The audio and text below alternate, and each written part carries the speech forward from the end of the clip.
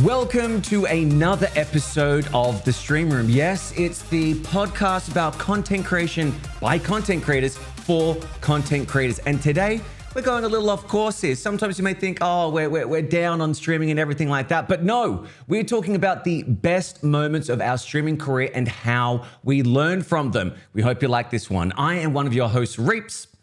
Hello, I'm Eljay. And I'm Nicktacular. Hello, everybody. Welcome on in. Hello. Boys, how you Boys, doing how are today? you all feeling today? Oh, much better. I'm sorry for being so jaded last week. Do you feel like you were jaded? I was definitely jaded last week. I was a grumpy old man last week. It was just that. It was just therapy. You came in, you let off your chest. Now you're just like you're a fluffy cloud. You're all good. Yeah. I also ranted a lot though. But rants, you need to rant, you know? I feel like this is our avenue for it because the best thing I've noticed when we do read the comments, so thank you for all the comments. We will be doing Q&As later on. I apologize, I didn't mention that. It's part of our favorite bit of the whole stream, I would say stream. I'm in the different mindset, boys. Podcast.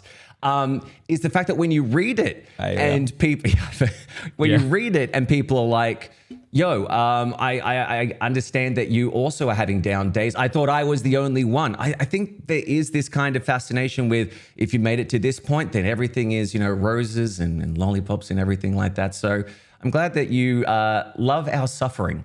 Yes. It is true. They do love our suffering. Yeah.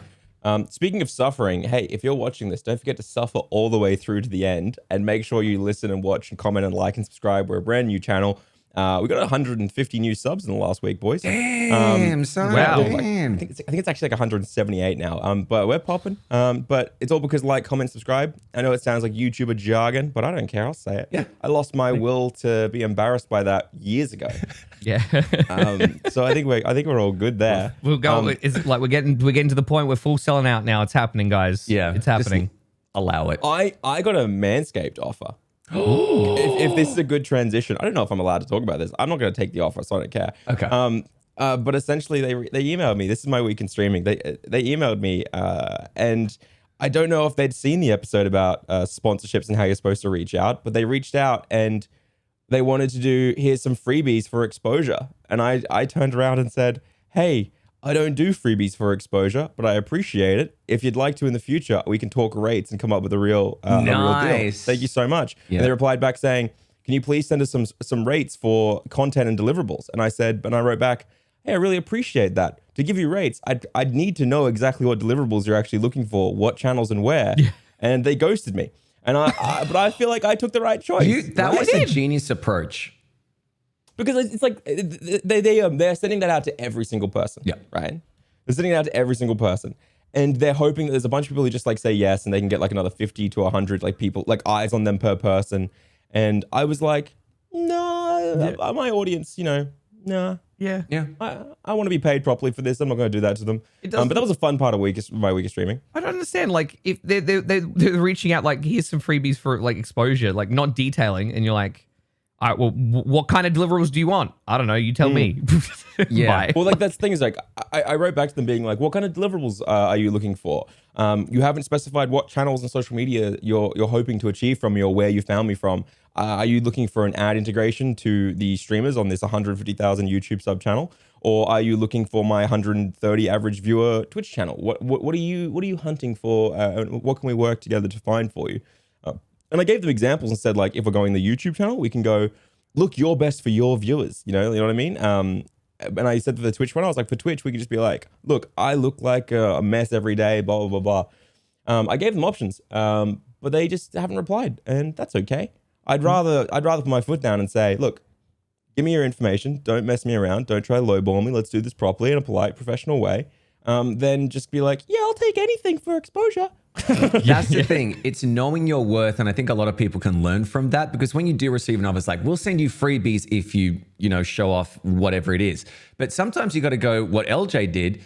No, what are the rates? Because I'm literally doing advertising for you. And as much as I like this $30 gift that you sent me, which costs you nothing in the scheme of things, I kind of need to back it up, because we talked how important last week it was to put your name to a brand and how people will view you after it. So well done. Yeah. I'm writing down notes right now. That is a good way of approaching it. Yeah, you stand your ground. Yeah. Did you boys have I guess with the first time you were dealing with sort of people reaching out for sponsorships, did you have that feeling of being afraid to pitch yourself too high? Yep. Because you're like, No, I want to did. kind of deal with, I want to try and make this happen, but I also want to be paid appropriately for it. And you're just like unsure what kind of rates to pitch to them exactly. Kind of trying navigating that. Eljay, you go first. See, I've run my own freelance business since the first year of uni, right? So like I when I first started at university doing learning how to do film media production, I wanted to get as much experience as possible because everyone else was just kind of like studying, and I was like, well, I know I can learn more if I'm on the job and studying and doing everything. So I started my own business, started reaching out to do free work for people. Then I started pitching like paid work, and no one would ever be like, here's our budget, right? Which is funny. I find more people in this industry are willing to reach out to me and be like, here's our budget, here's what we're willing to pay. But in the film industry, no client ever does that. They will never ever do it like for me. So I had to constantly be pitching contracts and pitching stuff, and I was always going up with 4 or 5 other filmmakers. And I got to the point very quickly where I was like, no, I'm going to pitch properly, because most of the places had huge marketing budgets. And in this industry, they have bigger ones as well. They have huge marketing budgets that they can throw money at. And if you know your worth and you're able to provide a good product, then you set yourself up, right? Like, so I remember I pitched to one company and my mate pitched to it as well. And he pitched $3,000 less than me, right? And I pitched like $6,000 for 4 videos. But the 4 videos, I had to fly to 4 different capitals of Australia, film in each of the capitals on one, like I had like 6 hours in each capital to film. Then I had to get on the plane the night of each one, and like, so it was across 4 days, go do all of it, and then fly back, and I had a 4-day turnaround on the edits. 4 different videos, 4 different interviews. You're trying to kill yourself. It was wild, right? It was like, it was all over the shop. But it was a really fun experience, actually, because I won't go into it because I don't dox myself, but it was a really fun experience. I got to talk to some really cool and interesting people, like really normal people, which is my favorite. I love meeting really normal, everyday people who are unsuspecting. They're not famous or anything like that, but they have really cool stories. Yeah. And this was a corporate project that they had really cool stories for what they'd done. And my mate pitched $3,000 less, but I got the gig because they actually looked at me and said, well, this guy's got the same and sometimes a little bit better content to show on his portfolio, and he's pitching a lot more expensive. We can trust that this guy is going to make sure he delivers, because he's asking for $6,000. You know, and they were like, but this guy, he's got, you know, good content on his portfolio, but he's only charging this. Maybe he's a little less professional. And so I learned very quickly, big marketing budgets, and then they're okay spending it, because a lot of the time they see it as confidence, and it actually makes them be more likely. In the Twitch Partners Discord recently, a company reached out to about honestly, 3 dozen Twitch partners, ANZ Twitch partners, and wanted rates for a huge amount of deliverables. One of the deliverables was like a 9-month contract, and the entire time, you need to have their logo on your screen at all times. And there was all these other deliverables as well, right? All these other deliverables as well. And everyone was trying to figure out how to do it, because they refused to give a budget. They refused to say who the sponsor was. It was an agency mediary. And I was there, I had 4 or 5 people in my inbox being like, Eljay, how do I rate this? How do I pitch this? What do I do? And then a bunch of us ended up in the ANZ Discord being like, wait, we all got this?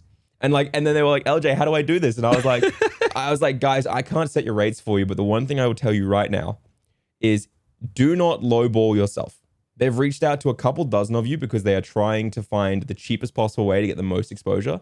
Whereas if all of you come in and pitch your worth, even if they say no and you say this is a negotiation section, you can lower and find somewhere else. But as long as you pitch where you're happy with, because if you pitch where you're not happy and then you have a 9-month contract for all these deliverables, including a logo on screen at all times, I'm sorry, but no. 9 that's months. Awful. For 9 months. Long, yeah. And that's every YouTube video you cut down from your stream. That's wild to me. That is we're a little not off good. track. I'm sorry, I've got us a little off track. No, it's fine. But on the positive side of things, sorry, we'll go back to the positive side of things. Best moment from the last week before the last podcast, I did my 2-year stream. Nice. I was really worried about the... I was really worried there. about the I was ISP. there. I saw you eating some crazy concoctions, is what I will call it. Lots of chili. Yes. How did your bowels feel the next day, and how did Claire deal with everything as well? Because you were the supervisor of the day. If you didn't see Eljay's stream, it was a cooking stream. People could give bits or subs or things like monetary things for them to add into, was it sugar cookies and a cake? Yes, they could add to the sponge cake, but they could like kind of influence what we drew on the sugar cookies. Gotcha, great. So the sponge cake was, for all intents and purposes, the only word I could use to describe how the sponge cake turned out was because considering how Let me mark down where I've got to beep it. 8 minutes in. I wasn't able to watch live, but like LJ shared all the clips the next day, and I was sitting there with my morning coffee, loyal coffee, just giggling my ass off because it was absolutely hilarious. And the funniest part was how often you were gagging from the sheer smell. So bad. And I could only imagine. I'm just like, man, I'm sure glad smell-o-vision doesn't exist yet because that would have been that horrible. 4D aspect. No. So the two major challenges were you can put anything you want from our list of ingredients into the cake, which had things like tuna, it had Carolina Reaper chili hot sauce, it had M&M's, Smarties, marshmallows, which sound good, but when you add with them with tuna, it's not good. We had Vegemite on the list. This is a sponge cake. We had so many things you could add. Like you could add extra eggs. We thought maybe we'd end up with a frittata because we had 24 eggs they could add. Souffle. But it ended up being that people were like, okay, we want you to add carrots, we want you to add tuna, we want you to add Vegemite, we want you to add hot sauce, we want you to add all these terrible things, and then once enough fluorescent green food coloring, like multiple times. I was wondering why it was green. Yeah, it was green. And then they were like, cool, now that you've added all of that, Smarties, marshmallows, M&Ms, add it all. And the problem was we added all of this stuff, right? This like first round, everyone was quick to add, right? They were put it all in, so we added it all. And then Claire gets the hand mixer and starts mixing it. And I'm on the other side of the kitchen, like doing stuff.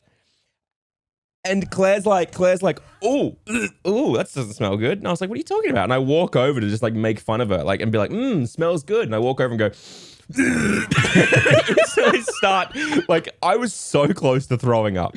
And I'm gonna peel back the little curtain for the streamers. Yeah. Sometimes when you do something on stream, that's a punishment, right?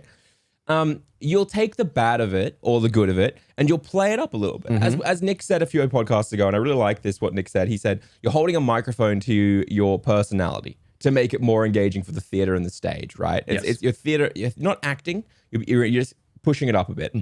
I didn't need to push it up at all on this event stream. It smelt horrendous. The tuna and sweet and the chili, all of it mixed together, permeated. The entire kitchen smelt so bad, right? We put it in the oven and the smell was in the oven, and then I opened the oven door and the hot air, you know how the hot air blasts out of the oven door? The hot air and the smell blasted out, and I was like, God. Could you imagine if you did that stream like a day or two before your inspection? I was thinking the same thing, Nick. I was about to say that. I was like, they come in and like, I don't know about the smell of this place. Yeah, like, this doesn't smell great.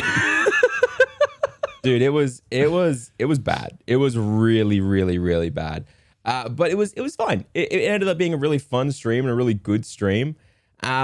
And honestly, it was something that I think we're gonna have memories of as a community for a long time. That's great. And it was really, really good. And then the next stream, I went live and we just hung out. We played some Elden Ring, had a good time. Oh, and I'm sure people are wondering because obviously the ISP issues were the thing we were all worried about. 2 big drops. We had 2 big drops, but then at the very start, and I just played it off and laughed along and just kept talking to Claire, and they were gone pretty quickly. Nice. But because I said I had to learn something, I said we had to say what we learned about one of our best moments from last week, right? Here's what I learned. If you have a big climax, make sure the climax is at the very, very end of the stream. Because my climax was so it was only gonna be like a 3.5 hour stream because Claire, had other stuff to do. It was in the kitchen. I wanted to clean up. Our climax was supposed to be at like the 3 hour mark, right? It ended up being around the 2 hour, 45 minute mark where the cake came out of the oven. It smelled horrendous. We cut a piece on cam and I had to bite into it and bite a big piece of this cake. And it was really good, right? We were growing the entire stream, people building up. They wanted to see the cake. 150 average viewers, no front page at all. So it was all like full real viewers, That's amazing, zero dude. traffic Well on the front done. page. Super proud of that. Super happy with that. It's been a while since I've been there. Last time I got 225 average doing my Amazon unboxing stream, which was really cool. But then I bite the cake, I chew for a few seconds. I literally feel something fibrous, like a fiber of tuna go between my teeth, and I instantly start gagging and I throw up into the sink. right? A little bit off cam, so it's not TOS. I was gonna say, yeah, you positioned it nice. Well, I saved it because if you don't know, if you know you're going to throw up and you do something that causes you to throw up on stream, that's against terms of service because it's seen as bodily harm. So anyway, so it's all fine. And you know, we have the little laugh with a reaction. I clean myself up. It's a really fun moment. And then Claire and I start making, decorating sugar cookies with funny stream moments and things that have happened over the last few years. And my viewership goes from 150 to about 100 within like 10 minutes. Yeah. Because obviously like the That's big the climax. moment's done. it's And I don't mind that. I'm fine with that because that was okay. And it was still an amazing stream, great memories, great community. And it was a really fun time. So that was the big moment, my best moment from the last week of streaming. I got sick, so I couldn't stream the last 2 days of the week. Oh, I'm sorry to hear that, man. That's all right. And it was good. It was a really fun moment. But what about you guys? Did you do anything amazing, and did you get any big lessons? Nick, you go first. No, you go. Me? Okay, you making me blush over here. Yeah, there's two things that happened this week. One wasn't so good. We're going to talk about the positives though, but this is a quick one. I played marbles and I got the old follow bot. I got the follow bot and I got the view bot where they all just so play, and so there's like 300 and stuff. People, you know, playing marbles or something, but it was good because it was a course that was 99% elimination rate. And it was great because we had yet to get a single player to win it. And even with those 350 bots, they still couldn't finish it. So you can't even do well, you stupid follow bot thing. Yeah. So that was good. But the thing that I learned about it was that I played into it, which was a nice thing. Instead of making a big deal about it, I played into it as like, finally, we get some people that actually do it. Let's see if these bots can beat the humans. That kind of thing, you know. I love that. That's yeah, great. Exactly. It was good fun. So that was one of the things. So hopefully I turned into a bit of a positive, and I did have the panic button on the stream deck. If you don't have a panic button on your stream deck, basically wipes the chat, makes sure it puts a marker on your stream. Just a nice thing so that you can report it to Twitch. But the big thing that happened to me this week, which was a real big positive, is what we can talk about later as well, is I got a big raid from a person who I look up to in I love this. in content creation, and it's Bruce Green.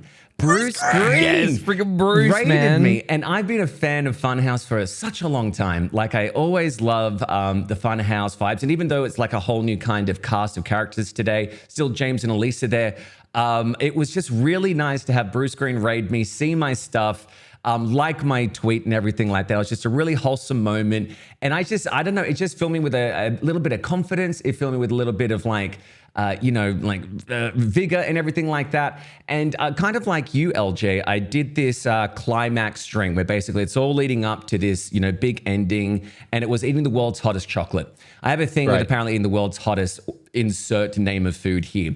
And I played like We Party You, and you know, that was the thing. I'm gonna make a YouTube video out of it, like kind of And then the big climax was eating the hot chocolate. So it was like a perfect stream to be rated in on, because then I got more viewership and it was up there. It was just a really, really nice time. And I think the big thing that I can take away from it is if I got rated as, say, a new streamer and I only had about 4 to 5 people, and then I had like hundreds of people come in, I think I would have overdone it. I think I would have driven people away because I would have been too kind of, what do I do? What do I do? I don't know how to deal with this. And, you know, just show everything, like show all these crazy, you know, scenes and everything like that, which can be really off-putting. But when you learn that people just want to be there to engage with you, I think that's a big thing. I know that sometimes people do a thing when you get raided is that they go, I hope you guys enjoy getting raided and everything. Now, here's a video of what I've done in the past few years. And that doesn't allow you to interact with the people who are there. Like, they are literally watching a pre-recorded video of highlights and they want to get to know you. You can show it off later, but straight away, it kind of like people just go out a bit if it's like 2 minutes, 3 minutes long, you know what I mean? So what I learned was just to interact. Don't worry about follows. Don't worry about anything else. Raids are, you know, sometimes they'll come back, sometimes they won't. But it was just a really nice feeling because some people did stick around and are still stuck around to this day from the Bruce Green community. Nice. So it felt awesome. really, really good. And that was my highlight of the week. I felt I felt really good about that. Dude, on that, I gotta say, raid videos for me are so hit and miss. Yeah. And here's the thing, why? And this might make a few people who listen to this who have raid videos, they might start rethinking it a little bit. Raid videos, they make me leave. Yeah. As a regular viewer, not as a raider. I leave as a regular viewer because I have seen the same raid video so many times on so many different people. And that like 30 seconds to a minute of raid video is enough for me to be like, okay, well, I'm gonna go do something else now. Not because I dislike the content. Like, these are streamers who I fucking love. Like, but the reality is I've just seen that so much. And unless you're updating it like weekly, which no one's updating it weekly, it's so hard to do. And then as a person being rated in as well, it's like this is your best moments. This isn't who you really are all the time. And I kind of feel like then the hype dies down instantly, and I'm like, oh, never mind. They're just playing Mario. They're not doing all this dancing and all this crazy stuff. They're just playing Mario, and that's fine. But I'd much rather they just be like, hey, welcome into you. Welcome into you, Booty Man 69. How you doing, Ass Sweat 43? Like, you know what I mean? Like, wait, we got the same viewers? Yeah. Great. Yeah. No, that's when you raid me, Reap. I mean, I totally get what you mean, and that's why I mix it up, and I don't just have raid responses that are purely highlights. Like, I have one of them, which is, you know, also the channel trailer. But that's kind of the whole. I made the Waluigi Marvel intro thing because it's quick. And it's like I take a moment, I talk to the streamer, I thank everybody coming in, I let ads kind of like finish up and whatever, engaging the people that are there in the chat. And I always try to because I've been slack on it recently, but been trying to ask the rating viewers that are coming in a question, being like, if so and so was a vegetable, what vegetable would they be? Something completely random to get them talking. Yeah. And then I'll go into like one of my fun videos, and then we come back. They've kind of put their responses in the chat, do my little welcome, and then we kind of talk about why they think so and so's an eggplant, you know? Yeah. For me, if I was to do like a clip compilation video for people, I usually do it when I need to go to the bathroom. So it's like, guys, I'll be right back. Here's my ad. Here's my sponsorship. But the usual thing that I do is, as I said, I do memed months. And so I basically play this stupid thing that I've created for that month to let people know what the rewards are, all this kind of thing. But I do find that if, like Eljay said, if I go into a raid, and then the person just plays like a 2-minute video straight off the bat saying, hey, welcome to the stream. This is what I do. And then it's a 2-minute video. You lose people. People will go away because they don't want to watch a trailer. They want instant interaction, I feel. I could be wrong here. Please let me know in the comments. I totally agree with you, dude. Yeah. It's just that thing of like, you're there for a reason. It's to get to know a new streamer, and you can't get to know a new streamer just from like a best of clips, because just go to YouTube for that. You know, I would say to them, hey, if you want to learn more about me, I've got a YouTube, I've got an Instagram, I've got a TikTok, go check those out. But for now, we're doing ba. And I try and interact as much as I can when I get those big raids. Yeah. I'm the exact same. I also, one of the things I do is I try not to let the raid derail my content, because I find the longer I spend on the raid, the less they are getting content. Yes. Right? Whereas if I'm like, hey, raiders, welcome in, guys. Thank you. Hey, I'm just in the middle of a boss fight. Jump in and let me know. What were you guys up to? What were you playing today? Was the stream good? I hope it was. And then I'll keep going on the content, and then I'll reply to them while it is. Because to me, the concept should be that you're being sent a series of viewers, right? And I look at this the way, from digital marketing, we have a thing called touches. And touches are every single time a viewer sees your ad or your product before they convert and purchase the product, right?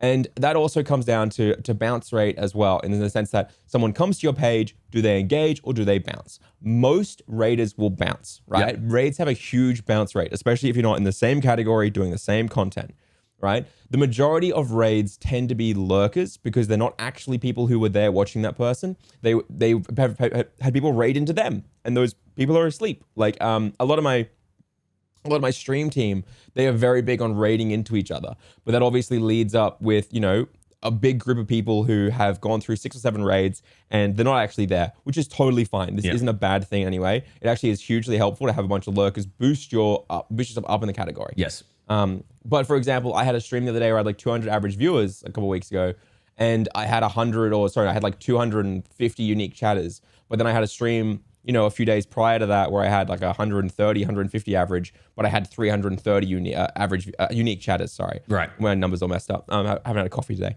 But like, and the reason why the higher average had lower uniques was because I got a bunch of big raids from people who had lurkers. Yeah. Right? So anyway, long story short, my whole concept is, look, if these people are going to need a lot of touches of my content before they convert to a follower, and they're going to all bounce, then the moment they come in, I need to show them my content and who I am right now with that interaction and stuff. And I feel like a raid video, it kind of dulls the hype. You know what I mean? Like, people are like, yeah, it adds to the hype because it's a cool video. And I'm not saying it's not. Maybe it works for some people and that's all cool. But for me, if I raid in and I instantly get a video, I actually find that it cuts that little hype off and gives them a chance to bounce. Yeah. Right? Whereas if they're all coming in, spamming their raid message, I'm like, whoa, let's go. Hey guys, welcome. Dude, we're about to do this boss. Get excited. We're going to put a prediction up. Get involved. Yeah. You know what I mean? Put your money on this prediction right now. Do this, do that. What do you guys think? Hey, what kind of sandwich are you? You know, like what Nick said, right? Or like, and I think that's a more fluid response and a more fluid movement in raids. I could be entirely wrong on this, but this is just how I feel and me. And the thing that's important to remember is we each probably reflect our audience, right? So Reapz, your audience probably has similar traits and personalities and things they like to you, and same with Nick, and same to me, right? And so if those are how you feel, then that means your audience probably feels a similar way. Because if you are running a bunch of raid videos, then people who have stuck around don't mind the raid videos. But obviously you got to think about your wider audience. And I just think it's an important discussion because raid videos to me, I don't know, I'm not a big fan. Yeah. It's honestly, hearing that perspective, it has honestly kind of made me think a lot because obviously that's what I'm trying to do. I'm trying to reach that wider audience, but still keeping that identity at the same time. Of course. Because like I'm very much like, you know, the whole Marvel Waluigi thing's become very synonymous with me with that whole intro. I think the intro is great. In terms think of the intro is good too, yeah. The Waluigi one is perfect. I'm talking about the ones where it's literally just a clip compilation for 2 minutes, which doesn't really. It's like, yeah, those are really good moments, but I'm not going to stick around for watching a clip compilation. You know what I mean? Like, I know nothing about you. You may think that these are the best clips, but it may not be my type of humor. But if I know you more as a person, then it becomes funnier. You know what I mean? Like, because once you get to know them, you're like, yes, and yes. Now, again, as I said, I could be completely wrong as well. Please let us know down in the comments what you think about raid videos. If you're for them, if you're against them, I'd love to hear both perspectives, obviously. You know what we think. But I think it's a very interesting topic. And I'm interested to see what the comments will say as well. I was just Speaking of interesting topics, hey Nick, what'd you get up to this week? Hey! I was going to say quickly before going into that, I was like, when this video drops, we'll put a poll on our Stream Room Twitter. So if you guys aren't following the Stream Room Twitter, make sure you go follow it. And we'll put a poll up, see what you guys think about raid videos. Ooh. So that Please. Only for the first 3 days, okay? So you got those early listeners will be able, because you know Twitter puts a limit on poll lengths. But yes, we'll put it up for 3 days. We'll see what results we get, and then we'll talk about it in the following podcast. But also, boys, real quick, I just need to switch my GH Z 2.4 over to 5 gigs because I'm getting all these stutters, and I think it's because I've got a storm outside. Okay. Give me 2 seconds. I'll disconnect for a moment and come right back. No worries. We'll talk amongst ourselves, Nick. Yes. How was your week in streaming? my week was actually really good. So Yu-Gi-Oh has actually been a surprisingly interesting success for the channel, where we've actually been coming into our stride. And because the community, like even on nights we're not playing Yu-Gi-Oh, we end up talking about it. And I'm just like, so everyone's getting involved and we're just having a great time with it. So this week we decided we'll do Pokemon 2 days and then we'll do Master Duel 2 days. And yeah, it's honestly been fantastic. Like we've been seeing that continual same growth. I've been meeting some other streamers who are also sort of streaming Master Duel, because it's a decently sized category, but still quite niche at the same time. Right. So it almost feels like I'm kind of semi-niching in a way. I've kind of found that thing that the community responds really well. Like even a lot of people who aren't super into Yu-Gi-Oh, or they don't completely understand all the cards that are happening and all the things on the screen, they still like to watch and enjoy what's going on. So we've actually had some really good engagement. One of the really nice things that happened was you can set up a room, and then you can put the room code in chat, and then people can join that room and you can duel each other and they can duel me. And we had a fantastic night where everybody was just dueling each other, and I was dueling them, and then we were spectating on other people, and then we were just kind of like, jokingly trash talking each other. It was a great night. It was like a semi-community night. That's awesome. Yeah. So that was honestly it's been fantastic. So we've been really really enjoying that, and I've got some interesting sort of Yu-Gi-Oh based content plans in the future that's going to go really well. It's going to be very dumb, very stupid, which is definitely my identity. So very excited for Is it that. an Exodia cosplay? Are you dressing up as our big golden boy? Well, listen, I'm taking it a step further. Do you know what Ojama is? Ojama Yellow? No. We discussed. It's essentially, think of a dude that's yellow and in red red undies. Like that's it. I've Googled it. It looks, actually, I do know this. I've Googled it, Yep. and it looks exactly like you. Yep, 100%. Exactly. So just need the yellow face paint and the... Here you go, Nick. I'll link it. Here you go, Reapz. I'll link it to you in thank the you, off-topic friend. section. Yeah. There you go. So we Sure, had those discussions. So Oh my God. It's beautiful. Look, put a can photo we on just like put that up instead of Nick's cam for a little Yeah, bit? yeah, Because I for think sure. that's exactly Put that how he there. looks. Okay, What, yep, what you're yep. saying there, Nick, is really, really interesting about finding your niche. Because I think I sent this to you guys, right? Yeah, I sent this to you, and Reapz was like, "That's too intense." Did I? No, I sent you guys some thoughts that had come up on the Twitch tour. I didn't send all the. Don't worry if Twitch ain't still listening. I didn't leak. I just sent them some thoughts that were posed to us about finding your why and your like streamer, like Oh, who right. you are, Yes. what you are, and like some of the rulings and stuff like that, and like the concepts. Who, like, what do you want people to feel when they join? And like, there's all these questions and stuff like that. And I just was talking about it with you guys, and it got me thinking about it, because one of the major questions is essentially they're trying to get you to figure out is, why are people watching you? Like, why you specifically? What makes you unique? Yeah. And I went and spoke to my like 10 like closest mates, and I said to them all, I was like, what do you reckon? Like, what do you reckon? And they came back with all really similar answers. Like, all of them had really similar answers that allowed me to distill down what makes me unique. And then they all came back with the exact same feedback as well. They said that when I first started picking up, I was playing all one sort of kind of niche, right? I was like, here's me playing Mario, Pokemon, Animal Crossing, Breath of the Wild, Stardew Valley. I had this big niche of these kind of more relaxed, chill games that kind of allowed me to make jokes and stuff like that. But then I slowly spread out to be more variety. And that really heavy variety is when I lost my niche. Mm-hmm. And it was really interesting because this conversation of where is your niche and stuff like that came up in the Twitch tour. And talking to my mates and my viewers and my mods and community heralds really made me learn, oh, wow, I've managed to maintain 110 by doing completely anything. Like, I'll play Elden Ring, get 110. I'll play Dark Souls, get 110. Or sorry, like Stardew Valley, get 110. Like, I can do that, and that's great. But I've really lost where my key demographic was. Like, I need to be more selective about who my viewers are and what converts them over to certain things. And that was a really interesting moment for me to realize, because I should have known it, and I kind of knew it. But the thing is that the YouTube channel has kind of allowed me to separate and be fully variety. So it's what you're saying there about finding your niche of like, this Yu-Gi-Oh idea and this Pokemon idea and like what you fit for. 100%. I learned that as well, that I need to be a bit more selective about what my sphere is, what my circle is.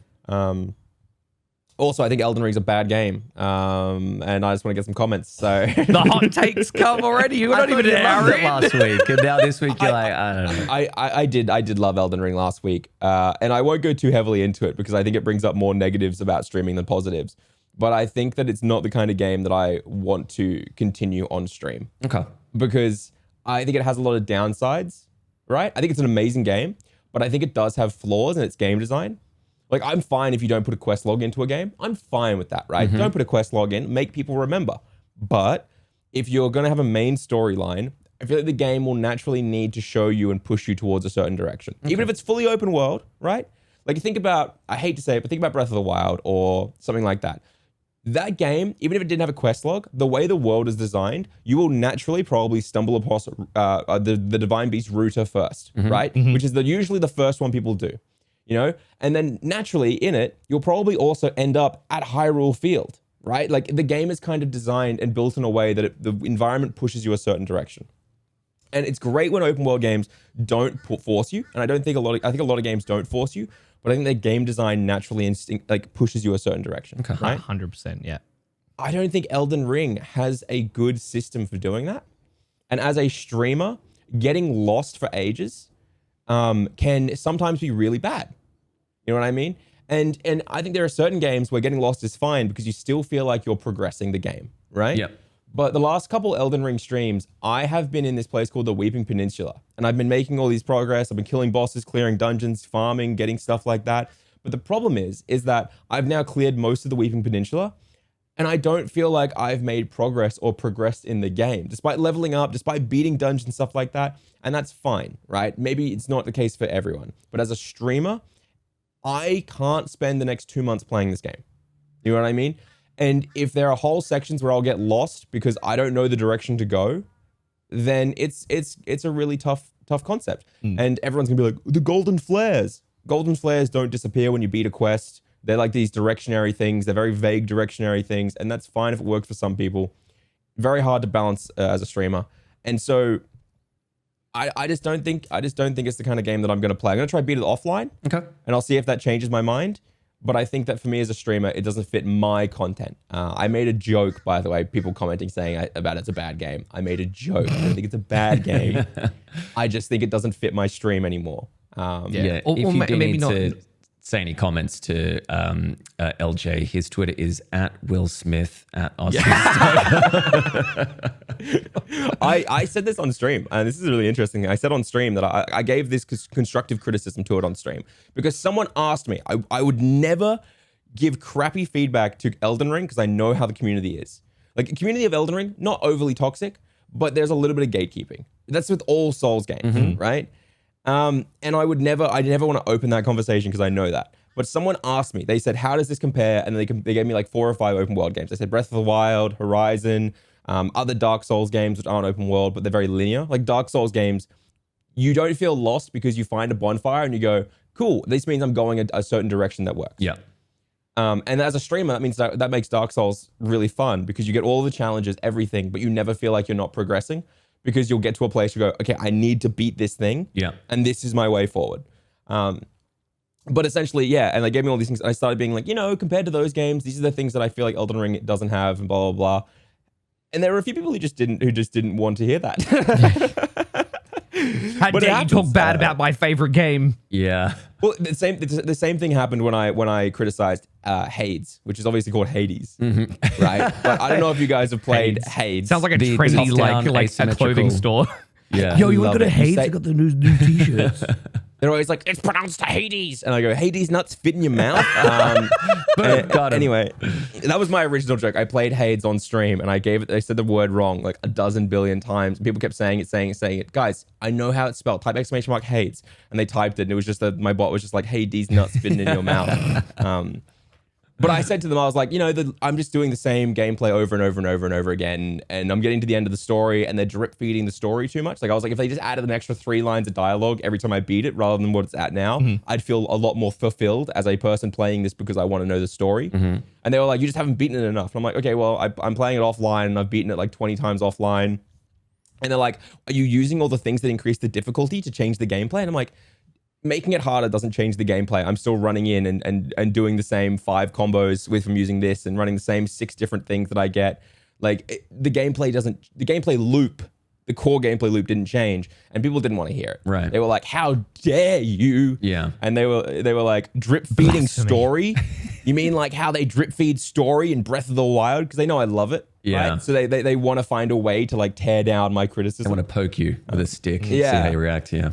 So as a streamer, I've come to the conclusion, I'm just going to stop criticizing heavily beloved games. Oh, yeah. Or go the opposite direction and just troll the fuck out of it. Yeah, Trash just go him. hard. Trash him, man. Because I like Elden Ring and I like Hades.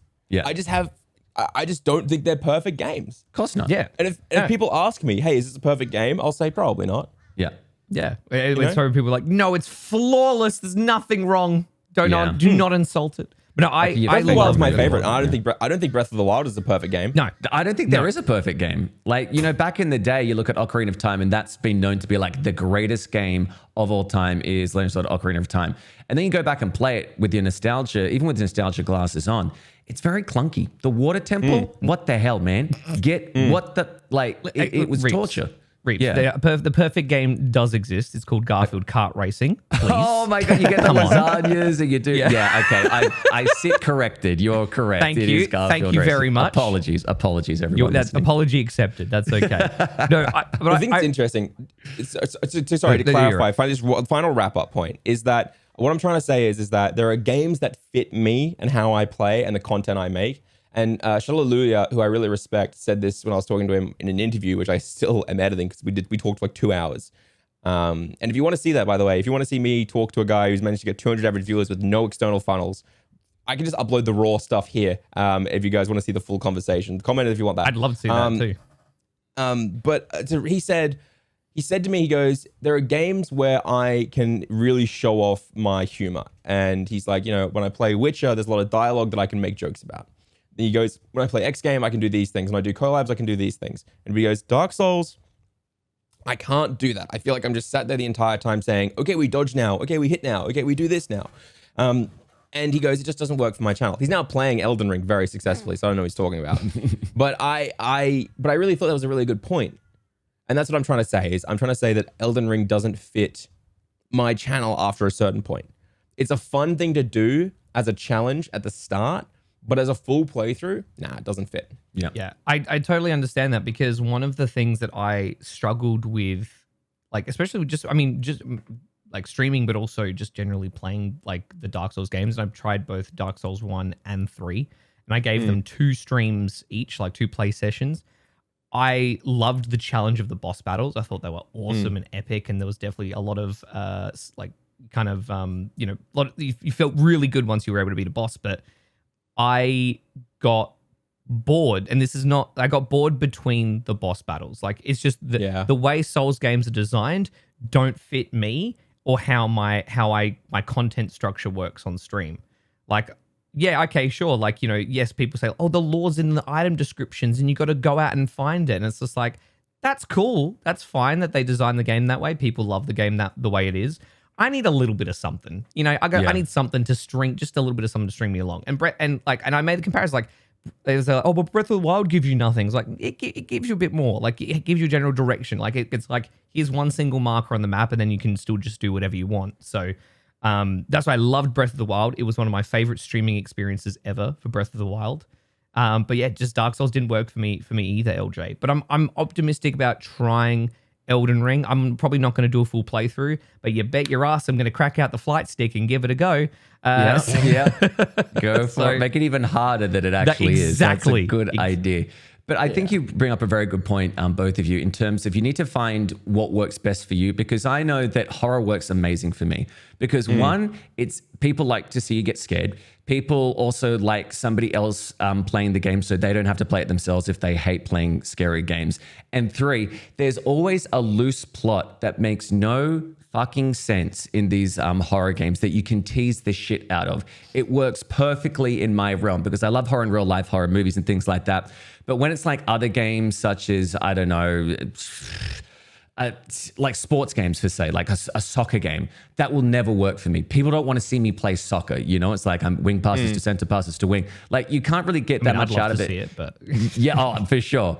But the thing is, there's only one thing I can react to, and that's either scoring a goal, getting a goal scored against me, or injuring a player. Those are the 3 main points that I'm going to get out of that game that people want to see it for. They're not going to see it for my dribbling or passing or defense. It's what are you good at reacting to? What do people like seeing you react to and getting your takes on? I think is a good takeaway. It's a positive experience to write down.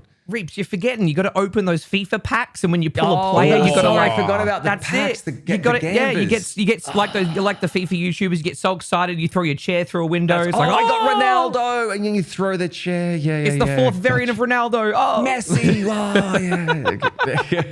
Messi, because you threw the chair and it's broken a window. You genius. Oh my God, what a good pun, Reapz. Right there. You know what you said there, right?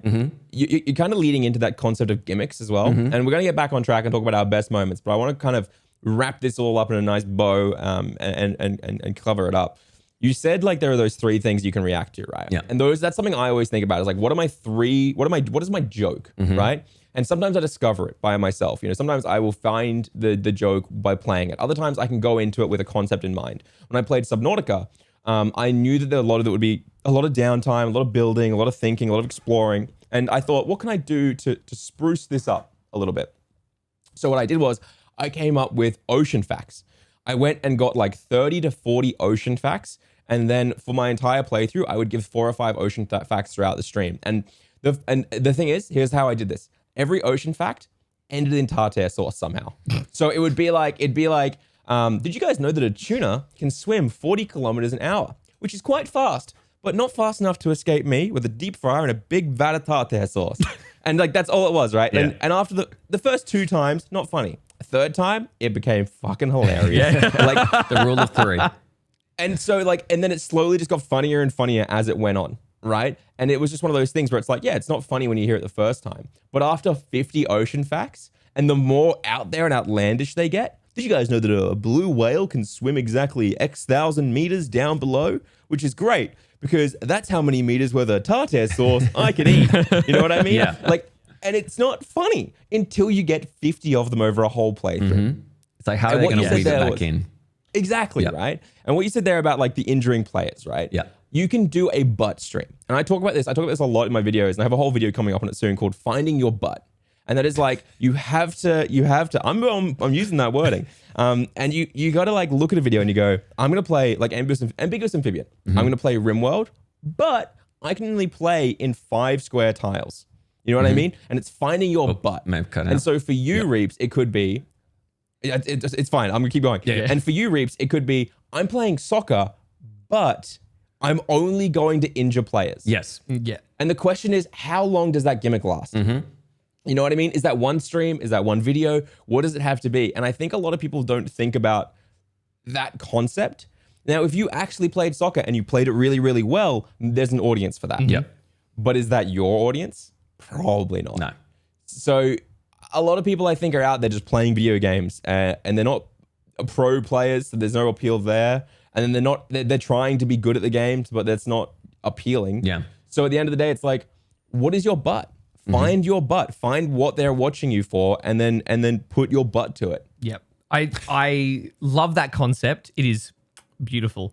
But that's also something that as I've actually just been on the side trying to do, which is like, because a lot of these concepts that you're talking about, Eljay, is like, what is the key difference that you're providing? Yeah. A lot of that can then is prime content to be turned into, clips to share on Twitter, TikToks and shorts, or just, even YouTube videos. It's like, hey, I did this thing in X game, like kind of like the very, like small ant stuff. It's like, oh, I beat the game without dealing damage, type thing or something like that. So a lot of that lends itself to just being reused. It's like, not only are you providing great content while you're live, these ideas and these sort of challenges just allow you to so easily just reuse that content.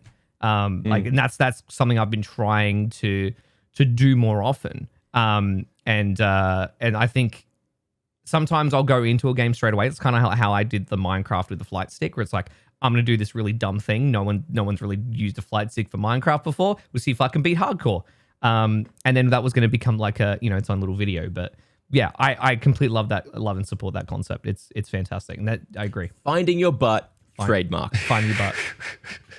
It is copyrighted. Making a meme of that. That's like these days, right? And I feel like early days, a lot of content creators who see success, right? So like us 3 have seen success to the degree that we've managed to get to where we are today, right? But we've not blown up. No. I'm not saying we won't, but we have seen success. And I think the really interesting thing about content creators is when you start out, you kind of just do your own thing and if you see success, that's quite natural. You're not actively sat there thinking like, oh, how do I find my butt? What do I do here? What do I do here? What is blah, blah, blah, blah, blah. You're kind of just joining in, having fun and doing your thing. And then people connect with that. Yep. And I think people connect with a very genuine, raw form of content. And that's why it works so well. And the moment you stop having that genuine, raw form of content, you start to fall off, which is why my big reason why I think people who reach partner suddenly fall off is because they focus so hard on reaching partner, but that wasn't their genuine raw form of content of who they are, who people are reflecting on, right? So I got to ask you guys, in your early days, what was your best moment from streaming? What was your raw content you just naturally stumbled into and you felt was like best for you? And did you learn anything from your best moments? Ooh, that is a toughie McDuffie right there. So what you're asking, sorry, that was what's the best moment from the early days of streaming? Is that right? Yeah, your early days when you first started out. What did you get up to, and what was your best moment that you can think of? I spent a lot of time doing a lot of like experimentation and self-discovery. And it was really sort of it was weird, You're right? using the stranger. Yeah. Letting your arm go to sleep. Exactly. Experimenting. Yeah. Were you watching me? All right. You said so. Experimentation. TOS, don't The do upside this. downsy. He speaks on behalf of himself and not Stream Room. Thank you so Like much. I'm blushing now. No, so yeah, I did a lot of experimentation because my first 2.5 years, because I could only stream at like 360p. So there was a part of me that was like, I'm doing this as a hobby. Like I kind of want to grow, but I'm not really taking it super seriously. Like I know that like I only truly reach what I want to reach once I'm able to get better internet in my house. Yeah. So I did as much as I could with what I had, and I was pretty happy with what I was able to achieve. But it wasn't until we actually got better internet and I was able to, I think, just really up the production quality of my stream, and I stopped doing pretty much, apart from a stint of like Rainbow Six Siege, but I pretty much would cut out any other multiplayer games, and I just did my single play playthroughs. What we've talked about before on stream was like making sure you can sort of, if you start a playthrough, for the most part, you can complete it. And that's what we did. Like there was a lot of games we kind of played through that were really successful. And I think that's when I started to see that success, where I could pick a game that I had interest in, or maybe that I was already knew about, and then go hard into it. Games like, for example, Persona and Witcher, which allowed me to really run with jokes and kind of run with things and make great moments. And I think that's where I really started to see that success. And that was like in sort of like the 3 to 3.5 year mark. Yeah. Once I actually got good internet and I was kind of building that following, meeting new people, starting to meet more ANZ creators as well, and kind of being in that Australian network. Yeah. I think you're dead on there with the multiplayer aspect, because when you do start, you just try a whole lot of different stuff in terms of games that you want to play. So remember, I even tried doing Fortnite because that was the big thing at the time in 2017. And you do look like a Fortnite player. I am a Fortnite player. Actually, I've never played it. I haven't played it in plus 3 years, although apparently there's no build. There's no build There's now. no building build anymore. now, yeah. No. Which sucks. I probably won't go back to it because I have 100% win rate right now. Oh, you told game of us you won the Fortnite, first game? No, I've won every game. How many games? What people don't know is I've played 2 games and I've won every single one. Were you in a duo or trio, or was this single player? One of them, the second one I played, I was in a trio with 2 of my mods. Both of them were playing on Switches. Oh. And I was playing on PC because I was obviously live streaming it.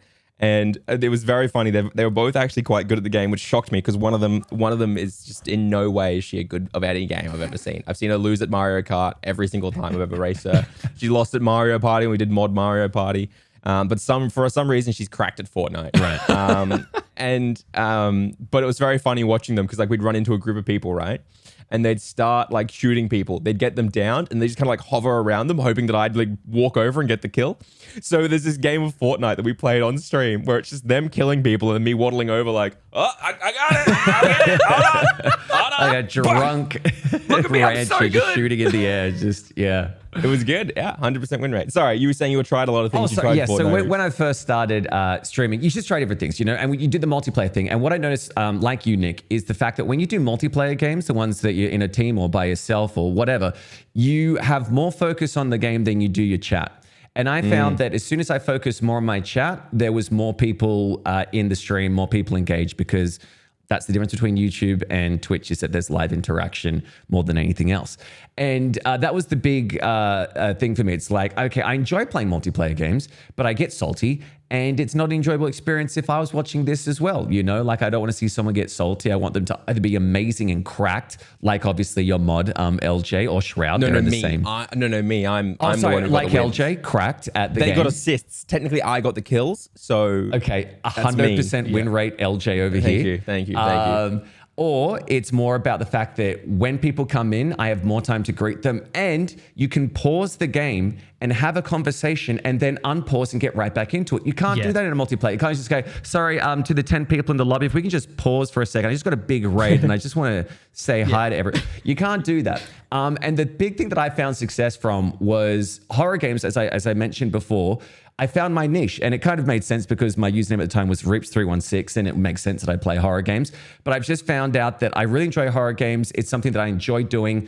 And people seem to have a blast, like trying to scare me, or like we think about the situations, like, you know, when you watch a horror film and you're like, why are you running up the stairs? Why are you not why are you not calling, you know, the police right now? It's that thing with horror games as well. You go full on, I'm highbrow. I would never do it in a situation like this. And people seem to really respond to that. And that's where I found the niche. Yeah. I get so scared. Like I want to, when I've played a horror game in the past, I've wanted to be that entertaining person that you would watch who makes the wrong decisions, who makes the stupid decision. I can't overcome my own fear because I am so scared because I just hate it. I hate it. Like, oh God. That immediate jump scare. I've gotten so used to it now that it affects me still, but not to like back in the day. And I think when I played this terrible, terrible game called Welcome to the Game, because I can't play it anymore. I played it so much and it's an impossible game. It's just so hard. People loved it because they know that I was going to die and there would be scares. And so that's what they came back for. And again, the hardest thing I think a lot of people find when they stream is that once they've done a certain game, when do I move on to the next one? And obviously you can do it in viewer count or follows that you get per hour, that type of thing. But really, you have to have that confidence to move on, and knowing your niche, like we've been talking about. What's the buts, as Eljay's saying, or what can I add to this? Find the butt, sorry, is a good indicator to do that. Yeah, I think that's, I think horror games are a fun example of like a niche that people can really grow in. Yeah. Like really grow in. Like you can blow up in a horror game category because most horror games have the same audiences and you can kind of like move between horror games pretty easily and pretty successfully. It's just the hard part is then converting from a horror game streamer into another person, like into another streamer, and do like a variety streamer. Yeah. But you've done it pretty successfully, Reapz. I can't do horror. I legitimately get like scared. Yeah, like I get scared. Playing Outlast was the worst. Like I legitimately couldn't do it. Like I couldn't force myself to progress because I had all the lights off, all the red lights were on behind me. I set everything up. I'm there playing Outlast. But like I have a rule of thumb, right? Okay. Is I call it say one thing, do the other, right? And that means that like I'm going to come into like I'll give you an example, Elden Ring. In Elden Ring, I will say this boss is a big old bitch, and then I'll like go fight it and I'll instantly die, right? I'll always be aggressively confident. I'll be like, oh, you're doing that move? That move never hits me. And then like instantly I'm dead. I'm not doing it on purpose, but the more I act confident and say these things, the more likely the next moment is gonna go wrong. And that's a great clip. It's a great moment. So like, I'll be like, yeah, you can't shoot me down here with your fire dragon, you big old bastard. Yeah. And then the fire will get me and I'll die. Yeah. And it's a hilarious moment. Yeah. And same with horror games. I'm like, I've never once been scared. Prove to me one time I've ever been scared. And then everyone will be like, there's clips in the Discord now. And I'll be like, well, okay. I'll go look at those after stream, but I don't think there's any real moments I've been scared. But that's actually like a really nice segue. I just want to quickly butt in here because I've got a thing called a catchphrase, which is called "Show me the receipts." I've been using this all the time. Yeah, I did that. Show me the receipts, right? And the thing is that makes people go post things in the Discord because they know that I won't respond to them on stream because I don't allow links in streams unless be permitted. But it gives that kind of activity in the Discord, and people go over to the Discord. It's like, oh, I remember this time I just posted in general in Discord. Sorry to interrupt you there, Eljay. But that's a good segue to get people into Discord as well. Oh. I just cut out for a second, so I'm just listening to sorry, I was throwing it back to you. I heard it all. It just came back through slowly, so I was sat here awkwardly just listening to you while you guys are waiting. So it had a small pause, and I'm back now. There's a big storm, if people don't know, in Queensland right now. We've got severe thunderstorm warnings, and apparently our internet's been playing up again, and we've been kicked off the normal internet. So it's just always fun. It's always fun. So who knows? I may not even be able to go live tonight. We'll see. If I'm live tonight, exciting. I'm gonna play Kirby. I think for my early days, was really seeing that community interact was my favorite part. Like as a person who's been a part of communities, I never joined online communities. You know what I mean? Like I would join, but I'd never speak. I'd never make friends. I wouldn't hang out with people. It was like I enjoyed the content, but I never engaged. Yes. And I don't know why that was. I think it was more just I never really found people who were like myself. If that's weird to say, I just think I never really found a community who had similar humors to myself, which is funny. We all watch the same creators, but I think we can all watch, for example, if we all watched Sips, you know what I mean? That doesn't mean everyone who watches Sips is the exact same person. And so I never really found communities I could engage with. So to be a streamer and to be playing games and have a community form and have that community interact is always going to be my favorite moment for my early days, is slowly watching it build up.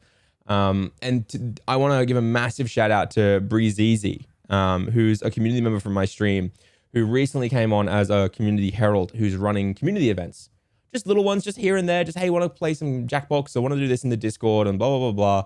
And that's been so good to see. And I know they listen to the podcast. So Breezy, I know I've already told you personally that I really appreciate it, but now you get a public shout out, because it is a huge amount of effort to run community events offline, like a huge amount of effort for a streamer to run those community events offline. And to have someone helping the community meet each other, become friends, and grow more as an actual community has been so powerful. And so amazing to look at. And those are my favorite moments from the early days, when you can see the community start to come together. And I'm really excited to watch it happen more. Hopefully, if I can actually go live. I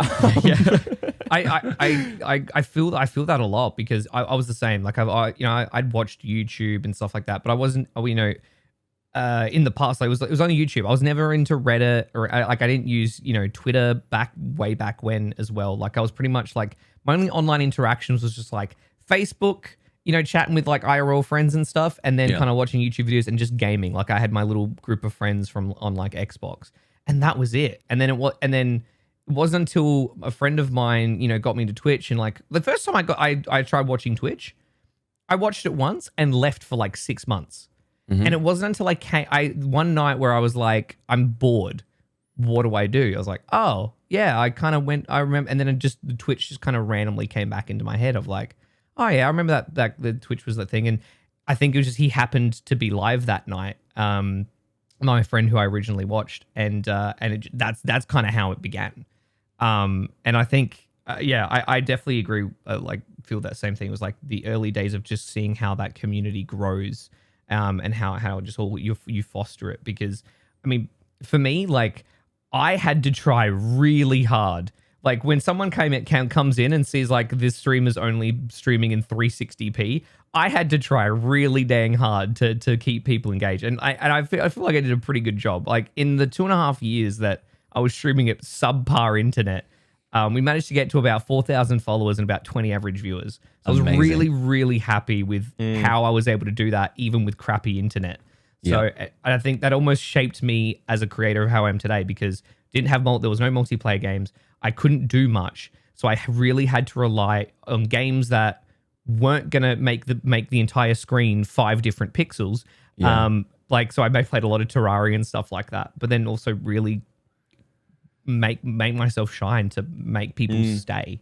So. I think you raised a very good point as well in terms of community, because when you think of YouTube, there is a community, definitely. You've got followers of the same people, and you can go, oh, I like this creator, you like this creator, fantastic. But when it comes to Twitch community, you're actually live talking with other members of the community at the same time.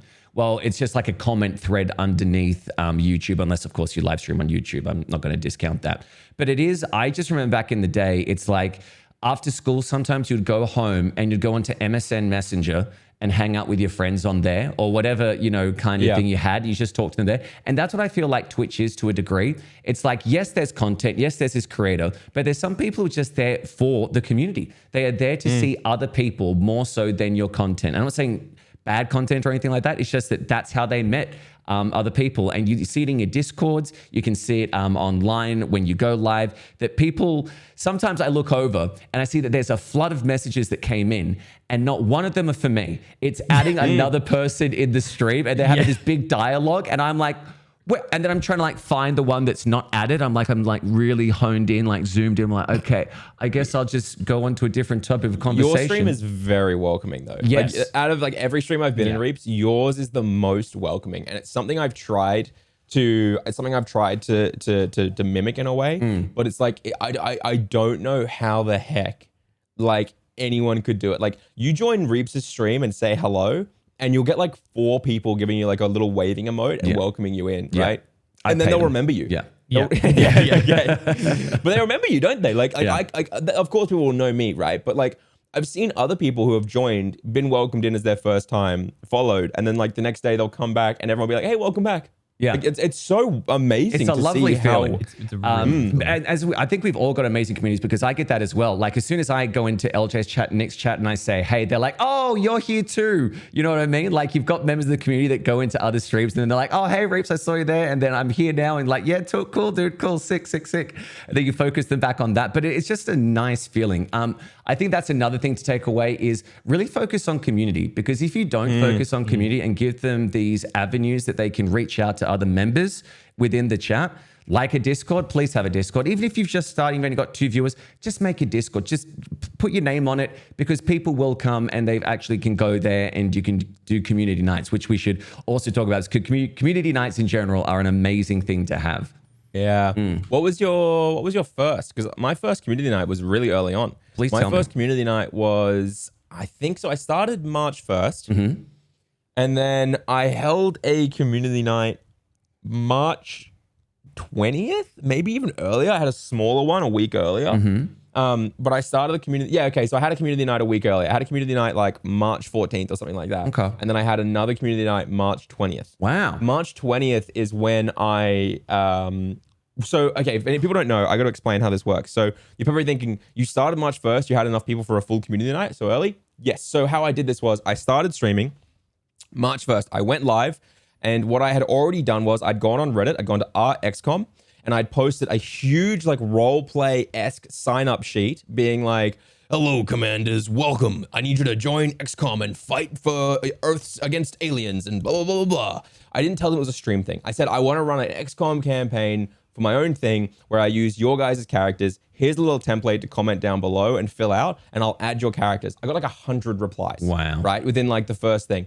I made all 100 of those people in like their own Google Doc, and then I went live and I streamed without telling any of them the whole like 3-4 hours of me playing this XCOM thing with 3 friends watching me and chatting. And I just commentated and I was like, all right, cool. And I found my butt. My butt was, I'm playing a permadeath game with Redditors characters, and I'm putting them all in hot pants, and I'm putting them all in like bright fluoro hot pants and stuff like that, and made them all look super silly. Yeah. And like people would die, or like they'd get mind controlled and kill each other. And I after the stream, I watched the whole thing back, highlighted, clipped it, got all the information, and then I wrote a new Reddit post.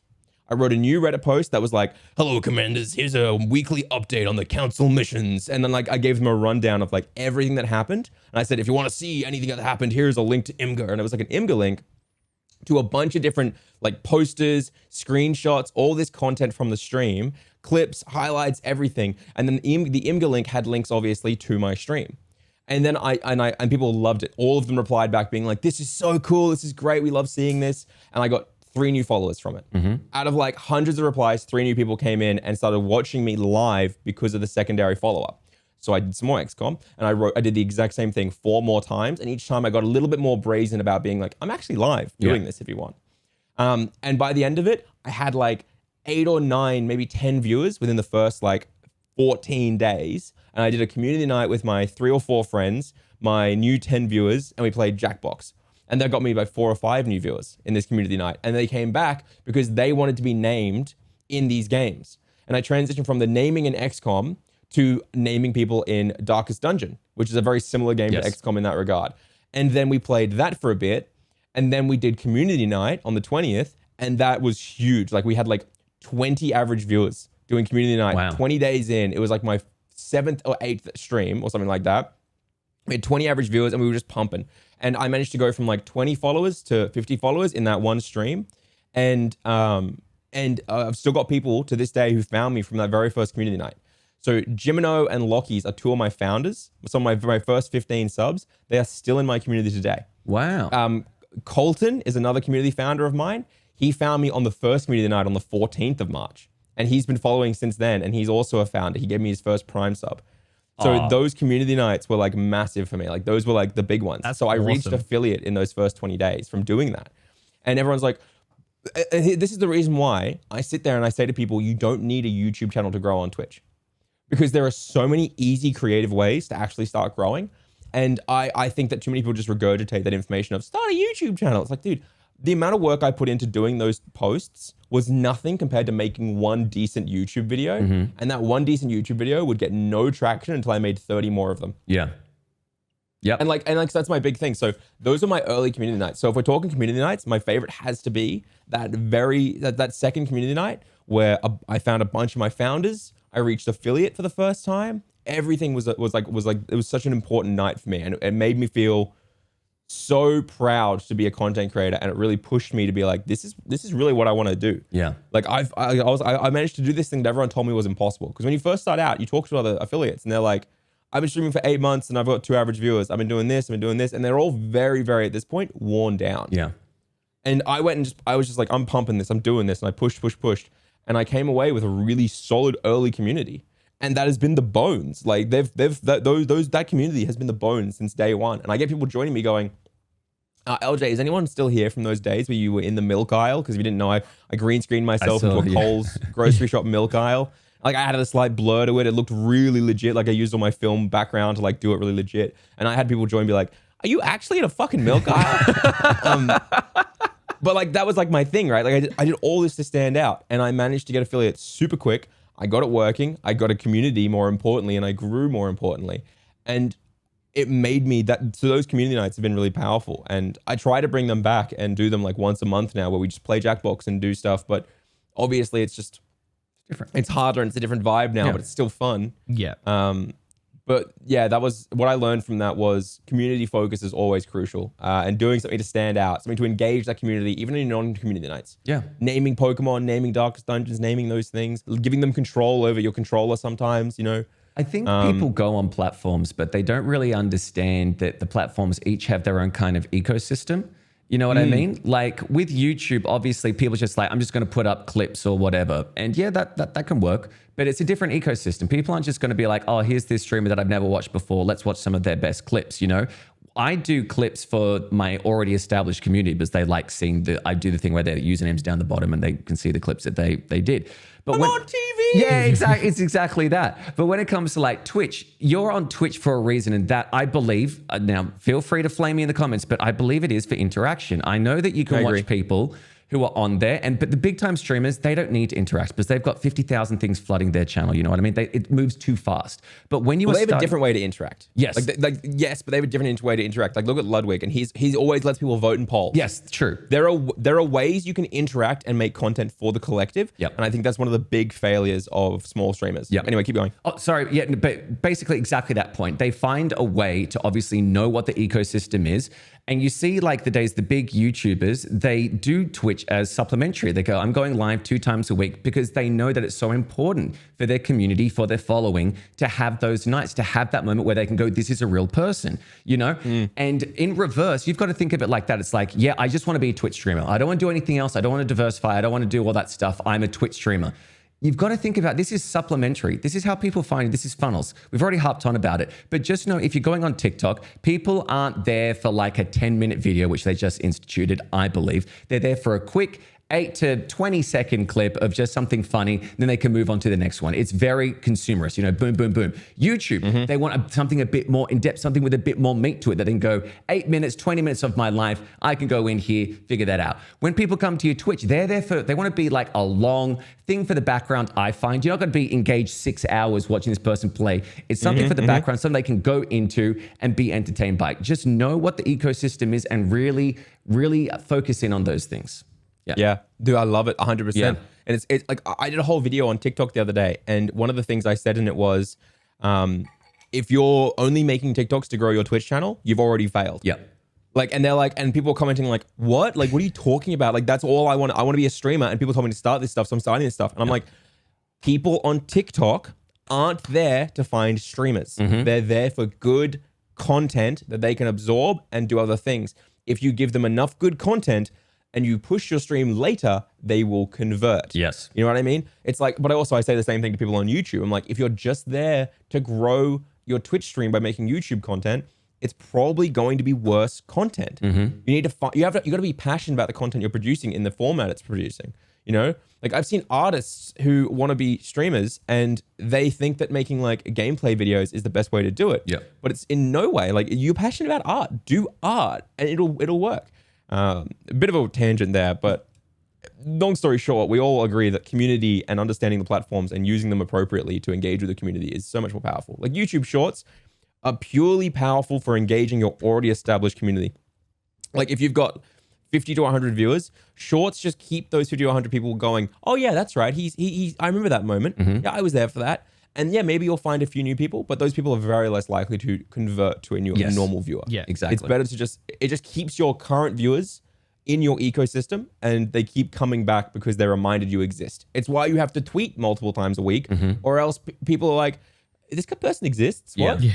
Yeah, absolutely. It reminds me of like, oh God, I think this was probably in like sort of like the year 3 mark of streaming. And this person, this other streamer had found my channel and they enjoyed the vibe and whatever. And they DM'd me and they tried, I think they were trying to pose like a collab, but no, it wasn't even really collab. It was more like a I'll feature you and you feature me type thing. It was like a really kind of like Was it like Ninja? that. Share your stream. Well, the comments are going to come back again. I'm sorry, I'm sorry, I didn't mean to. I'm sorry. Positive. Sorry, continue, Nick. This is going to start a bit down, but it's going to get positive. Anyway, so this guy, he reached out to me, this person, and he basically was like, yeah, trying to like kind of pitch this kind of like, oh, you know, I'll feature you in my stream and you feature me in your stream kind of thing. And again, this was so long ago, I don't remember all the details of the conversation. Essentially, this guy, we immediately started butting heads because he was treating people as a number. And I'm just like, I'm like, bro, like this Twitch is about community. It's about like kind of meeting people and creating those connections with people. And he's like, nah, man, this is just a business. They're all numbers to me. And I'm just, this dude's misguided as hell. What?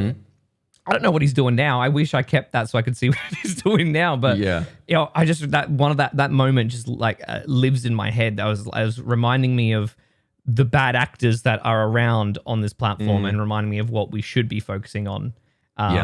So yeah, it always brings me a laugh when I think back to that. But I've got a video coming soon on something about that. And this is going to be maybe a hot take. I don't think it is. I think it's a positive take. But here's the thing, right? Is I got this video coming out soon about 3 things small streamers still do, right? Which I think is a great title. 3 things small streamers still do. Yeah. All capitals still. And the final one, I won't go in full depth, but the final one is just the fact that I think a lot of small streamers don't appreciate their viewers. Yeah. Or even if they're at 0, I don't think they appreciate what a viewer is. They see it as a number. They see it as affiliate. I need 3 average viewers. I need 50 followers, and they see those numbers and those goals. And I don't think about the fact that those are 3 human people. Yeah. And the reason I started thinking about this was when I was up at my highs, I was loving it. And then as soon as I started falling, I started focusing on that number instead of focusing on the community. And that's one of the reasons why I think it, rather than going from like 250 to 200, I went from 250 to 120, right? Because I panicked. And I think the reason was because I stopped focusing on the fact they were human beings. And 100 human beings watching is awesome. And there's a reason they're watching. Double down on that reason, figure that out. But I think a lot of small creators, they don't look at it that way, right? And they'll be like, well, I can't make content like Point Crow or Small Ant because I don't have thousands of viewers like them. But it's like Point Crow beat the Great Plateau without being able to see it and just using his Twitch chat to help him when he had 20 average viewers. You know, Small Ant managed to beat Super Mario Odyssey blindfolded when he had 30 average viewers and only 20 paid subs. You know what I mean? Like people love to like give this reasoning of, oh, it's easy for you guys. You guys have all these viewers to do things. But it's like, we had nothing and we had to get here, right? And we had to make good content to get here. And sometimes, some days it's not good, but you know, we try. And I think big creators are the exact same. Big creators have thousands of viewers now. So yes, they can do really big, exciting things. But I don't think anything Small Ant is doing on his channel necessarily, he couldn't have done when he had no viewers. Yeah. And I think that's a really important takeaway. 100%. You know, you look at someone like Ambiguous Amphibian. He's been creating content now for 6 years or 5 years, I think. Okay. He spent 3 years and made over 80 videos before they started to actually perform and do well. That was 3 years and 80 videos where he was slowly getting better and better and better and better and understanding it. And nowadays, he gets hundreds of thousands of views and millions of views on his channel. And the reason is because he spent so long improving and learning and figuring out what worked and pushing himself and not giving up. And I really, really respect creators like Point Crow, Small Ant, and Ambiguous Amphibian because I think they embody a mindset that no small streamers I've met have. And that is, I don't care what my viewership is. I need to make amazing content because that is how I will end up having viewership. You know what I mean? And I reckon if Small Ant, Ambiguous, or Point Crow lost all their viewership tomorrow and had to start again, I think they would build it up again in a few weeks. Yep. I think they would honestly do it because their mindset is so powerful and nothing they're doing is gated behind the fact they have viewers. And people love to act like Ludwig and all these people, you know, they couldn't do it if they didn't have the viewers. But no, I reckon they'd all build it again because they have a better mindset than 99% of small streamers. Yep. 100%. All their content is just is like what Luke talked about before. It's playing X game, but doing it in some interesting way, and then they reuse that content for YouTube. They put clips out everywhere.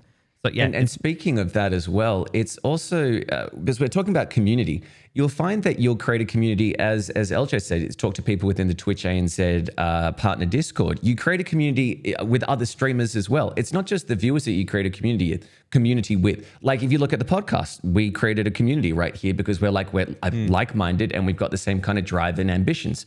And then we come together and we do this thing, and it spreads so far out because again, you want to bring people with you. You don't want to be this lone person out there like I got to do everything in this world. Like what are the things that am I dealing with this? Am I the only one dealing with this? Knowing that other people out there in the same kind of situation with the same kind of ideas and creativity, it's a really nice thing to have. So please also think of community for yourself. Like what do you want to be established in? Who do you want to be known with? Because I think that's just as important as who follows you or who views you.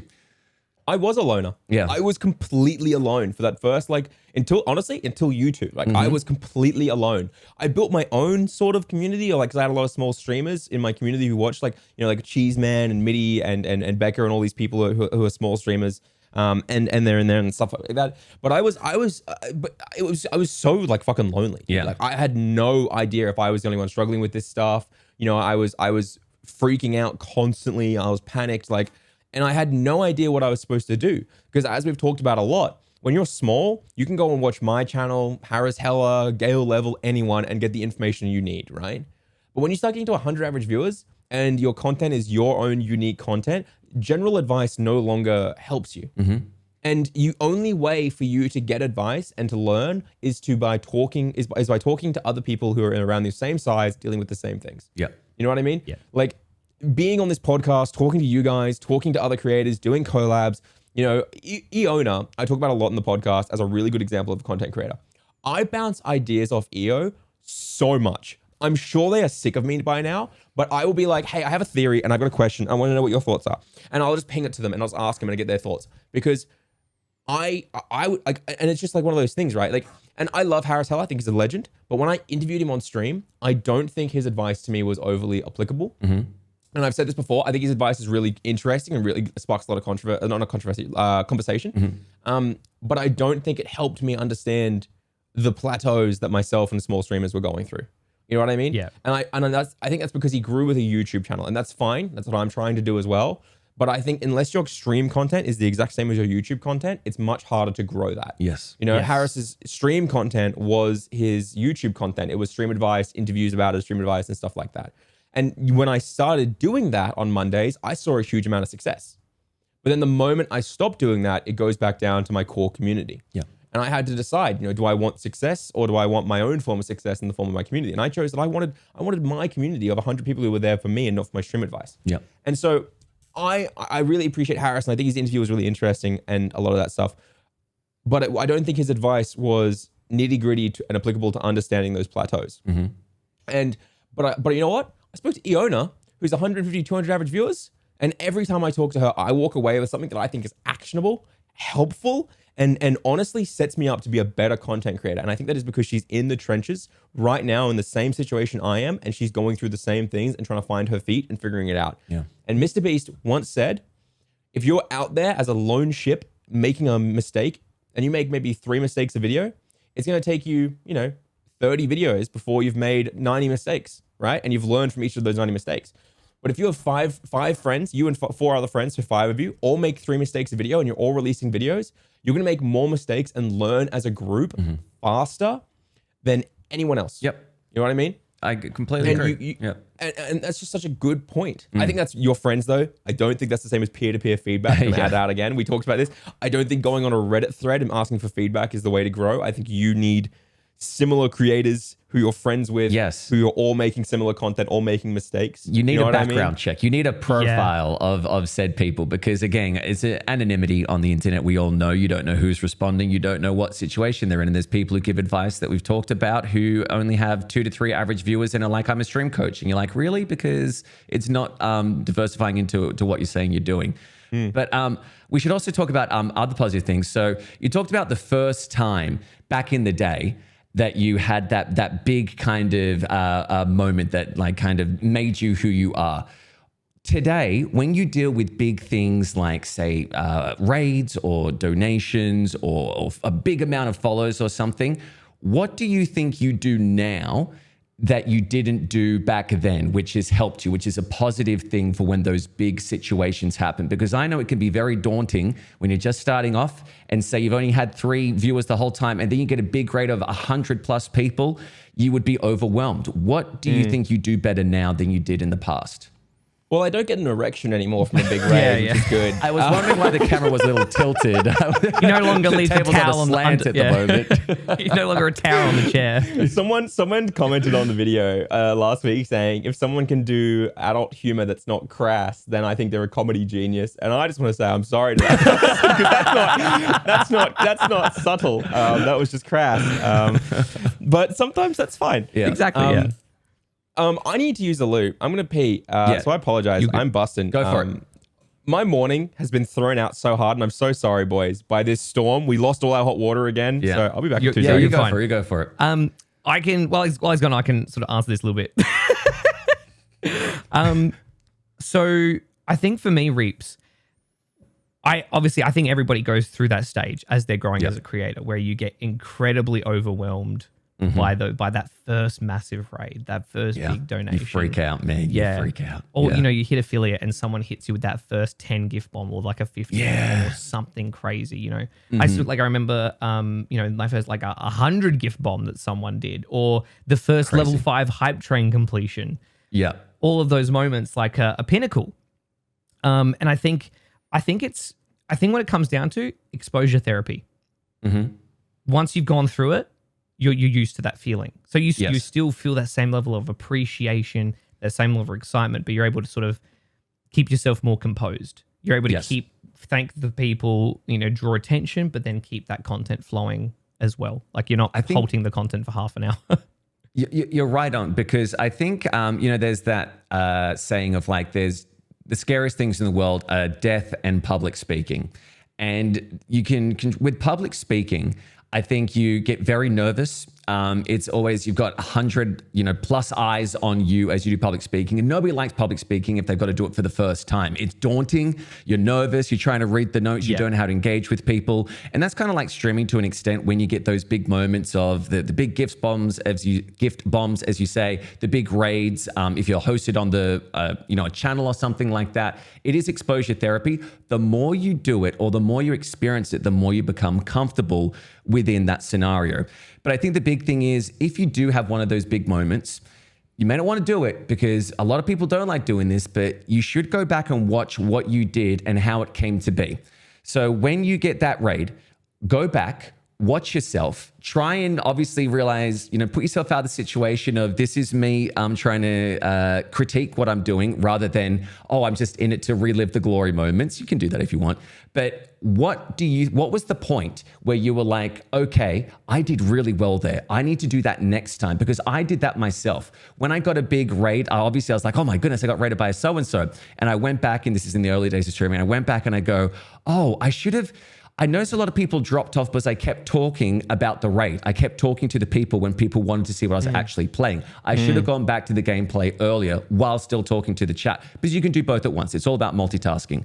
So I think that's a really good point. Today, when I receive those raids, I give it the acknowledgements that it needs, about a minute or so if it's a really big raid, and then I go straight back into the game to hopefully get people hooked. And I think I did that with the Bruce Green one because people stuck around, and my title was Reapz versus the world's hottest chocolate. And people were like, why, what's this world's hottest chocolate thing? I was like, well, here's what we're doing today.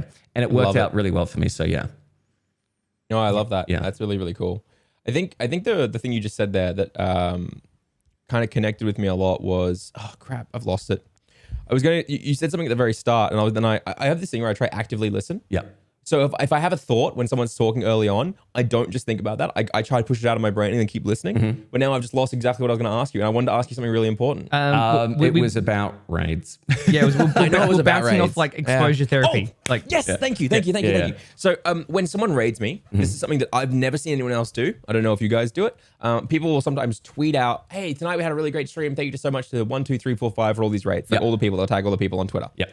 I take it a step further. I message them directly.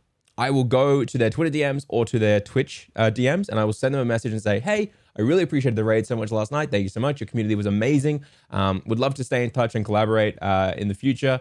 Thank you again. And they always reply the same way, going, holy crap, that is such a nice thing to do. No one has ever done that before, blah, blah, blah, blah, blah. And I always go, hopefully I didn't ignore you or anything like that during the stream. Obviously it's a bit hectic, and I wanted to make sure I thanked you and everything like that properly. Anyway, let's stay in touch. And it always leads to us usually becoming mates or talking a bit more or having something like that. And people always love it.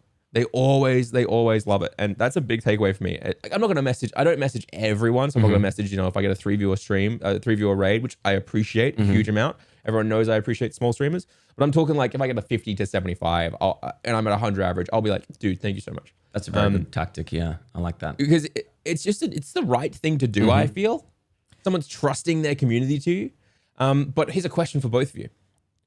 What makes you give someone a shout out after a raid? Do you do everyone? Do you have a rule on who to do? Because I won't give a shout out unless I know the content that I'm shouting out. This is a very good point, and one that has been brought up by my amazing mods. Obviously, Dinda, EV, Jiro, everything like that in my thing. We talked about this because when I get a raid, I do a thing of like, thank you so much for the raid.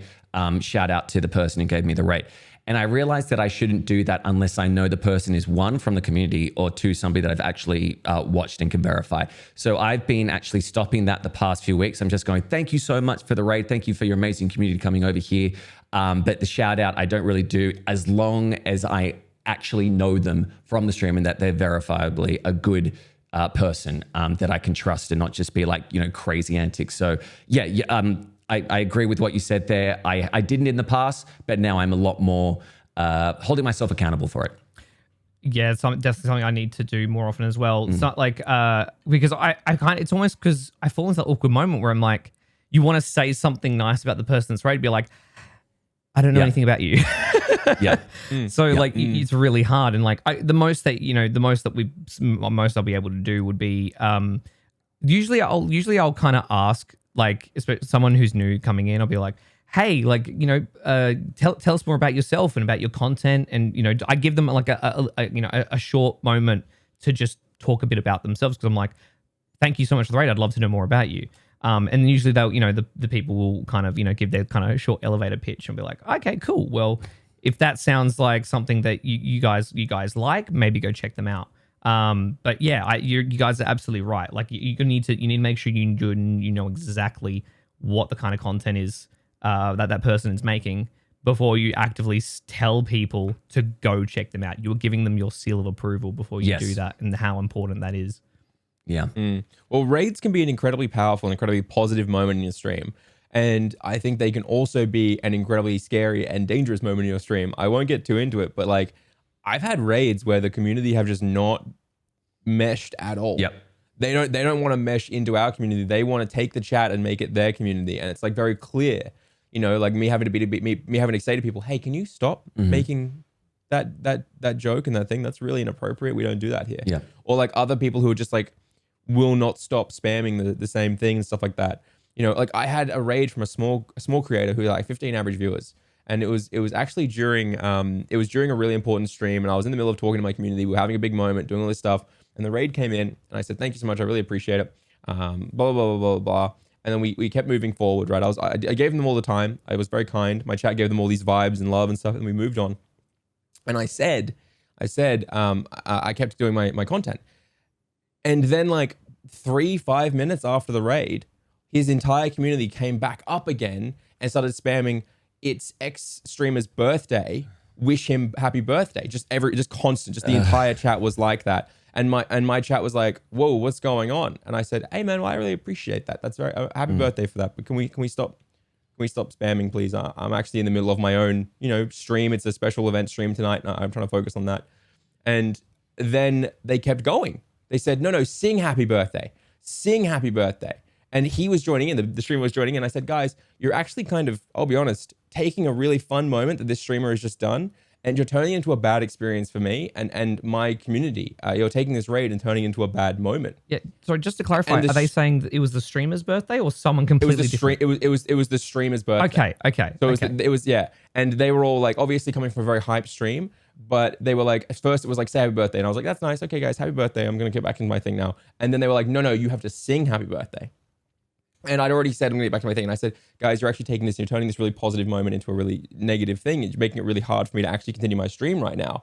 I'm in the middle of stuff and I'm trying to focus on that. I really appreciate it, but can we stay on track?" And I thought that was very polite. And then the streamer and his community started spamming, "Wow, we raided you and now you're treating us like this. Lol, you just said it's a bad experience that we raided you." Like just started going at me. And I was like, and I just said back, "Guys, I'm sorry, but you don't realize what you're doing right now is not a positive experience. You're completely overrunning a stream." And they were just not having it. And my mods just ended up being like, "Guys, we're moving on. If you want to keep going, we're going to start timing you out." Yeah. And it was just like such a strange experience. It's a weird entitlement thing as well. We talked about it with donations and subs and things. There's an entitlement that because I gave you this, I'm allowed to do this. And it's such a negative thing that affects you and your community. And obviously, I don't think people realize as well that once you raid somebody, there's two sides to raiding. There's being raided, where you get a whole new bunch of people in. You're like, "Sick, welcome to the community. This is what we do here. If it's for you, great, follow, whatever." But it's also that thing of there's times where you raid another person's stream and they go, "Oh, wow, what a great community. Welcome on in here."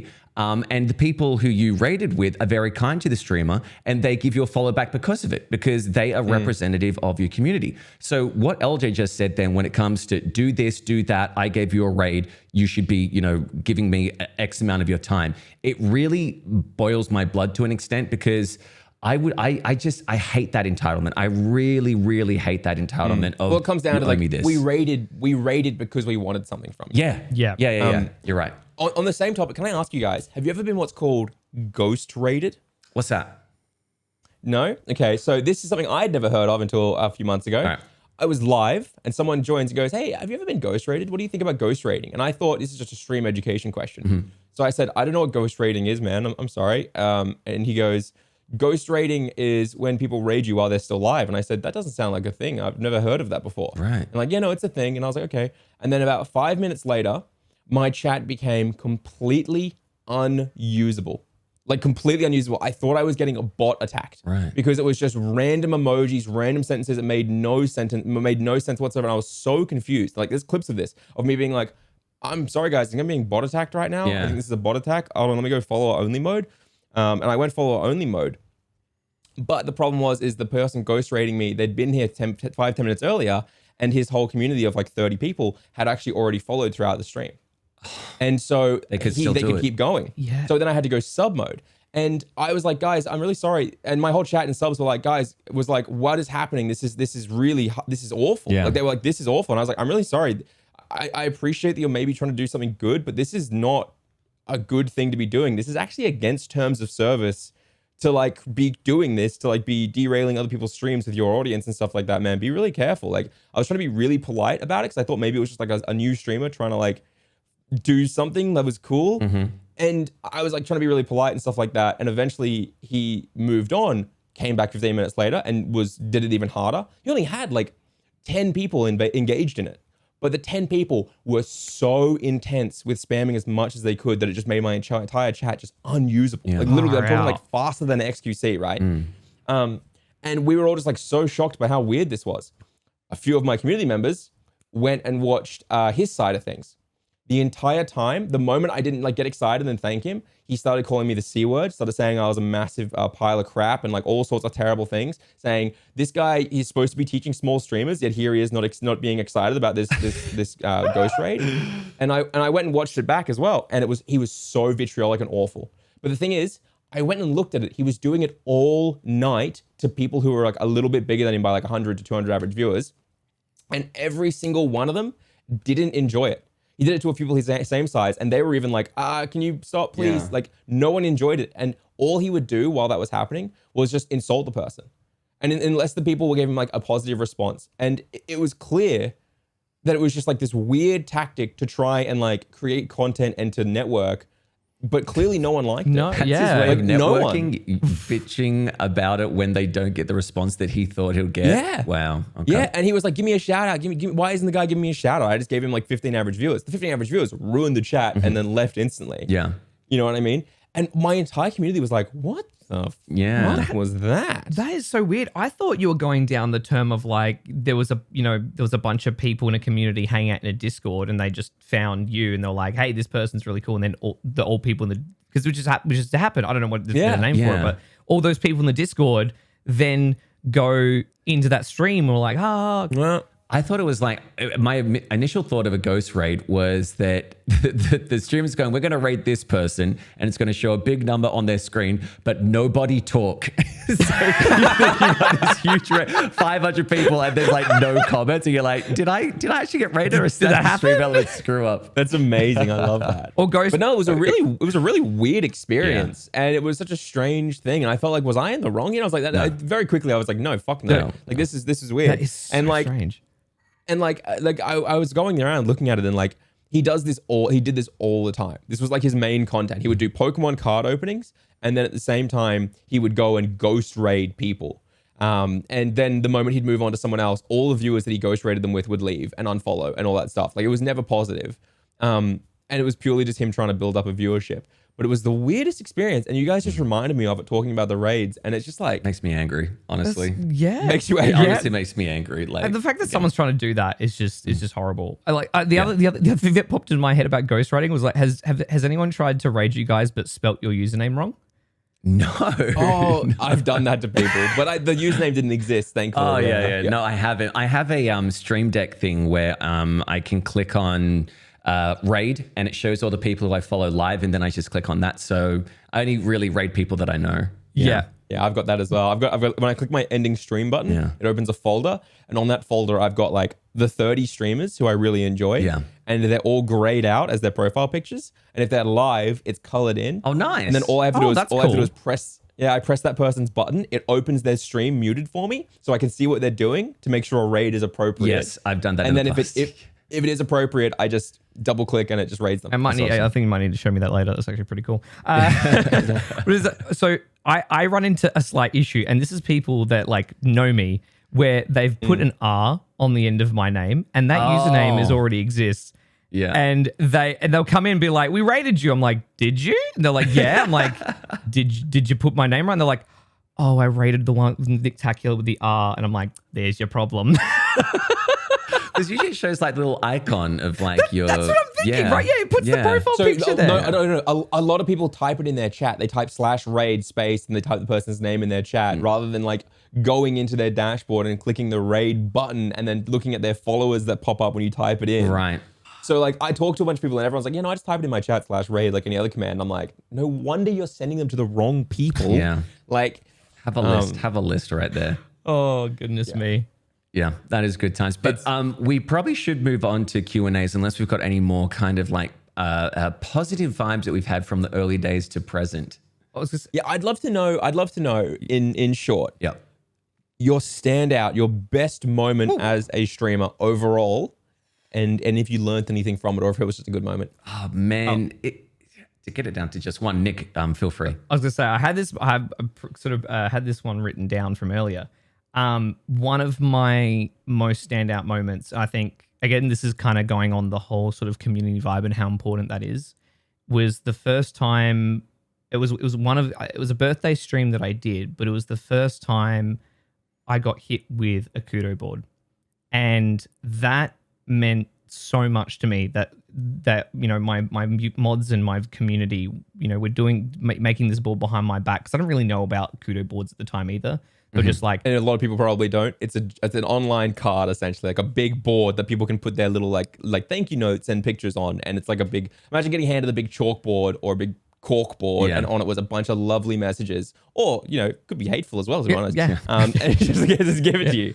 Yeah. So probably good to clarify what that is. So it was essentially, and they did it for my birthday, and it was just everybody writing these beautiful messages, showing different funny images and stuff like that, and that was one of the most heartwarming things, because like the fact that we've been making this community, and now all these people that are a part of it and fellow streamers, friends of mine also getting involved and leaving these messages for me, and just it really took me aback. I was like, this is really special, and it really drives home how important that community aspect is. That's what been like and I've been so thankful we've had another one like on another birthday stream as well, but that first time was just like I've never gone through life expecting much. My parents always raised me very humble, don't go expecting much, so I never expected this kind of stuff, and then to be hit with that much love and support was really dug deep. That's awesome, man. That's really cool. I love that. I think for me, it's not so much what I like a singular time on streaming itself,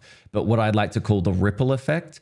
It's because I started streaming, I now have a career in something that I never thought I could have a career in, which is content creation, which is entertaining people. And with the ripple effect, it's because I've done all these, hours and hours. We've all done hours and hours and hours and hours and hours of streaming, that we have now created a community.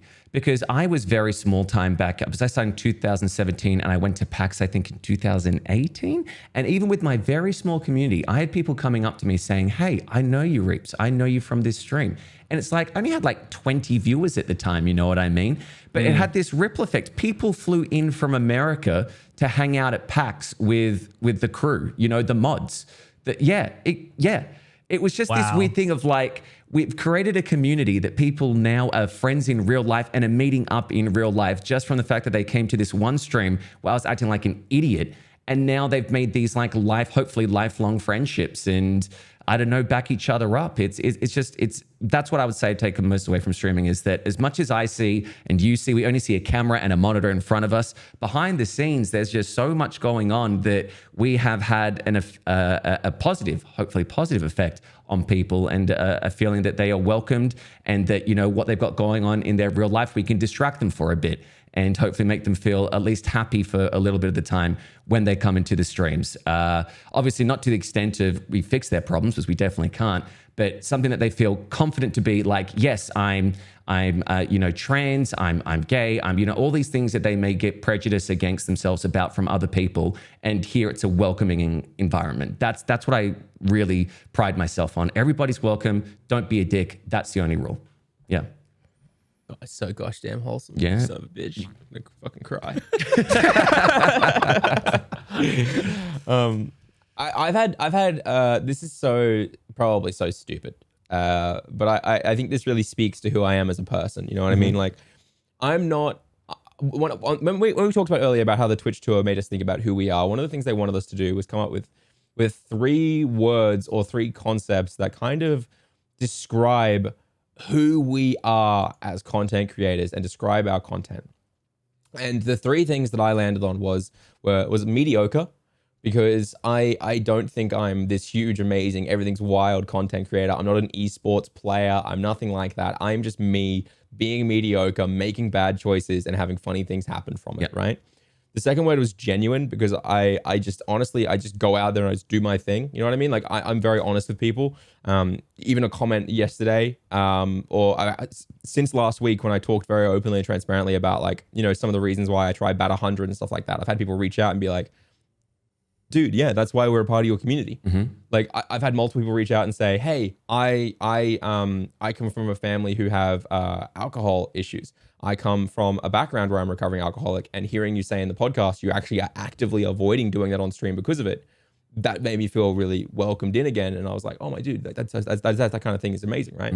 So I feel like mediocre, genuine. And then the final one was that I will always laugh at my own jokes, because I legitimately, I think you need to believe that you're funny, right?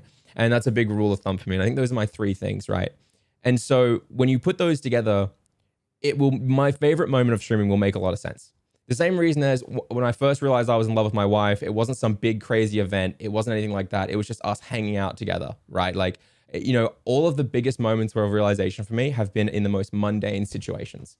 And my favorite moment for streaming for me, it's not when I beat 100K subs, it's not when I did this, not when I did that. It's literally a random Detroit Become Human stream. I was just walking around a big crossroads area, going to a bunch of different rooms to check things out. And I was just making jokes. I was laughing with my community. I had like 220 average viewers, but my chat was moving faster than ever, despite the fact that it wasn't like one-to-one engagement. It was just me playing a game and making jokes. And I remember thinking to myself, I want to live in this moment for the rest of my life. I want to be making jokes and having people laugh at my jokes and entertaining people and having such a wholesome community, such a positive community.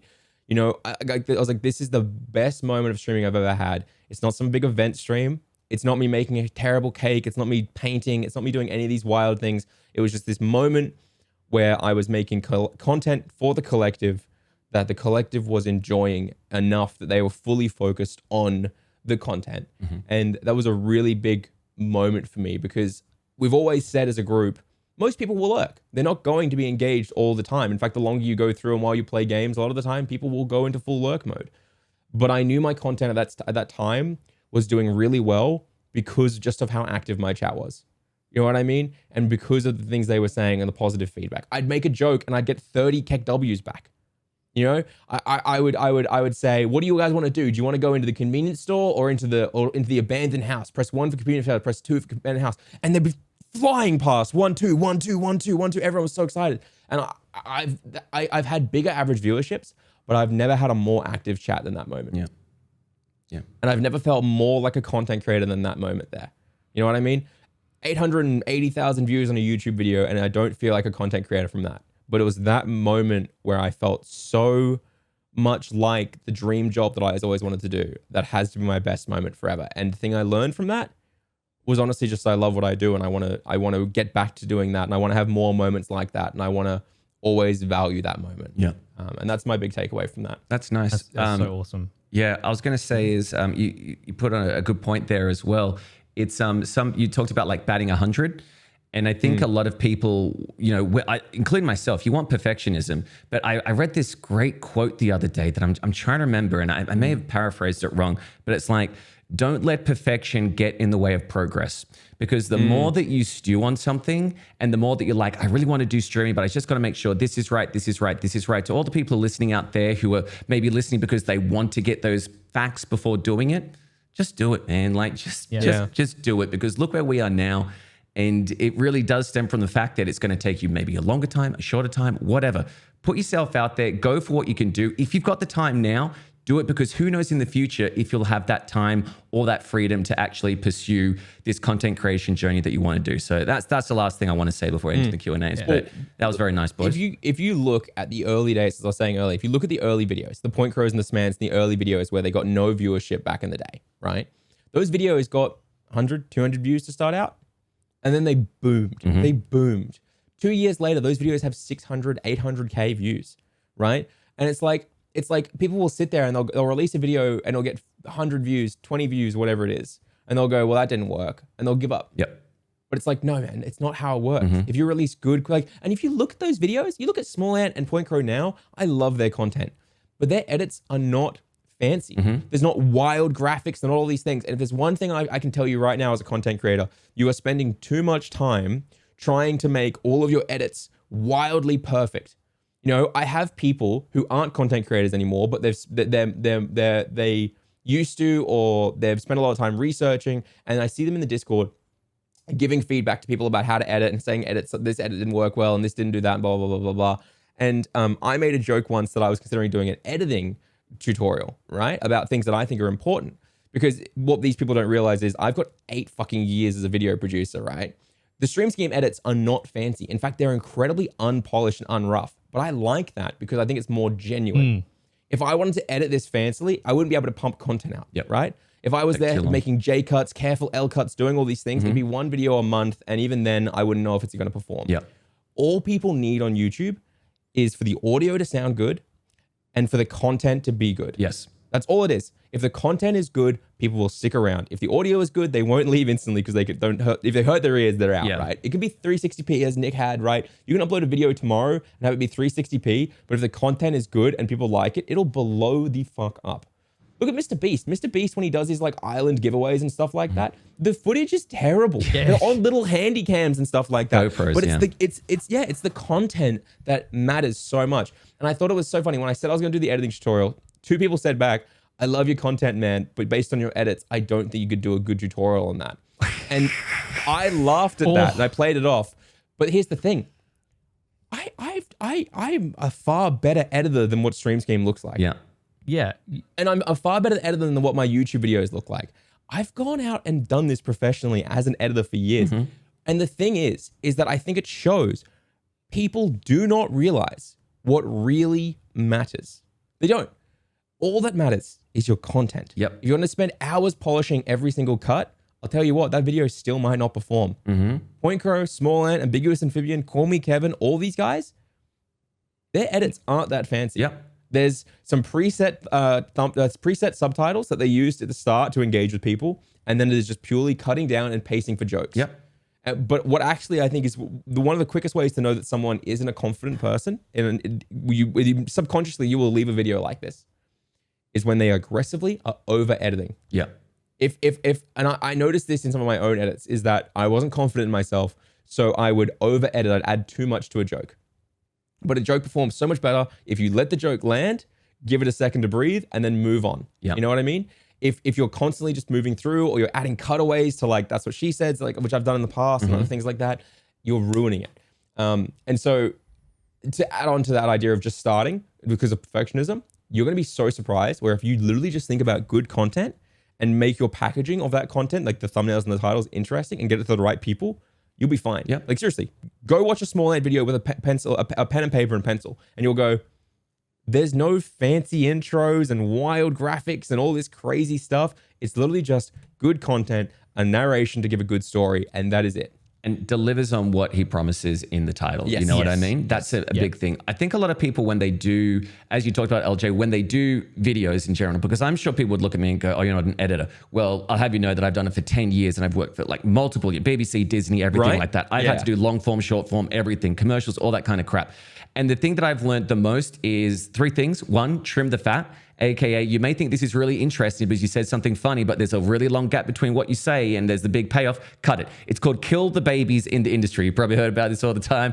You got to kill the things that you love, that you think is so funny, but actually they slow the pacing down and people aren't just going to stick around for it. And 3, just back yourself. Like, put it out there. Don't spend a week on like this, that, and the other. Because again, people are there, as for what Eljay said, it's personality, it's pacing, and people just want content. If you release one video every goddamn 4 months, that's like, okay, I know it's going to be a really good video, but I'm going to forget about you. The algorithm is not going to recommend you because, you know, you only released 4 months. Look at Moist Critical. He films on a weird ass camera from like worst framing I've ever seen in my life. This like USB microphone, but he releases 2 to 3 videos a day just ranting about something. No cutaways, just him talking to camera, barely any cuts, and he gets 2 million views. Like, they're there for you. I'm sorry. Q&A. No, 100%. Q&A. No, 100%. I just think that's such an important thing to take away from it. And it's like, It's like the only reason, and people are gonna be like, well, Eljay, why are there no videos going out on your personal channel? It's because I got Stream Scheme and I got too much shit to do on Stream Scheme. But I don't know. It's such a big takeaway for me. I think it's very interesting.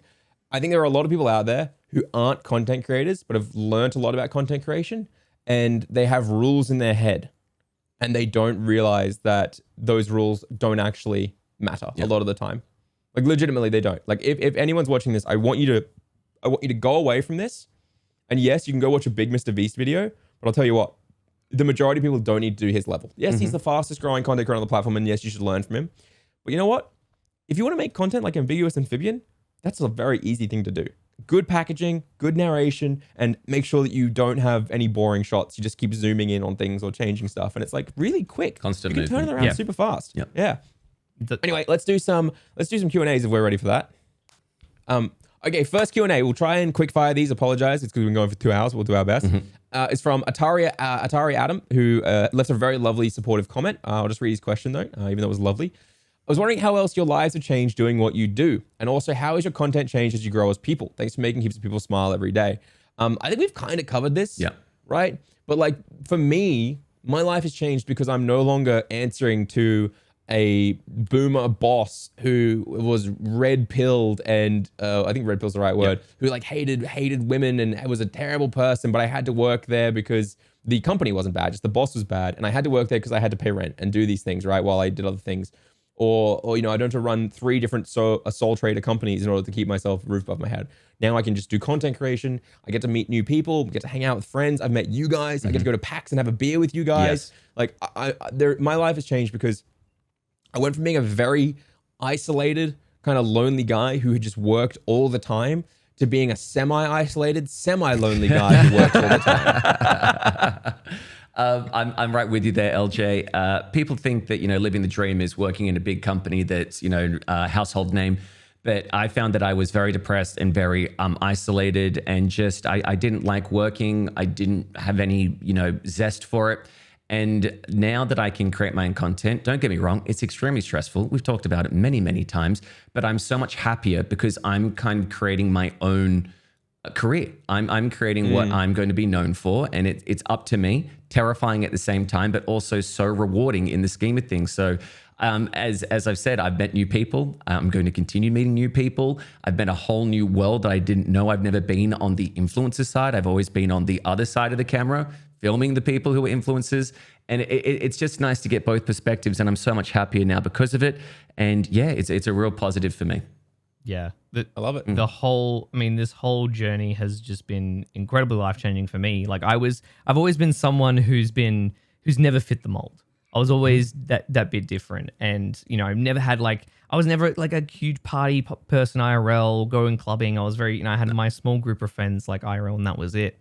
And then taking that chance, like kind of experimenting of like, yeah, I like, and because originally in the early days, Markiplier and Jacksepticeye, I watched a lot of those guys, and I just loved the feeling that I got watching them, the enjoyment and how they made people watching them feel.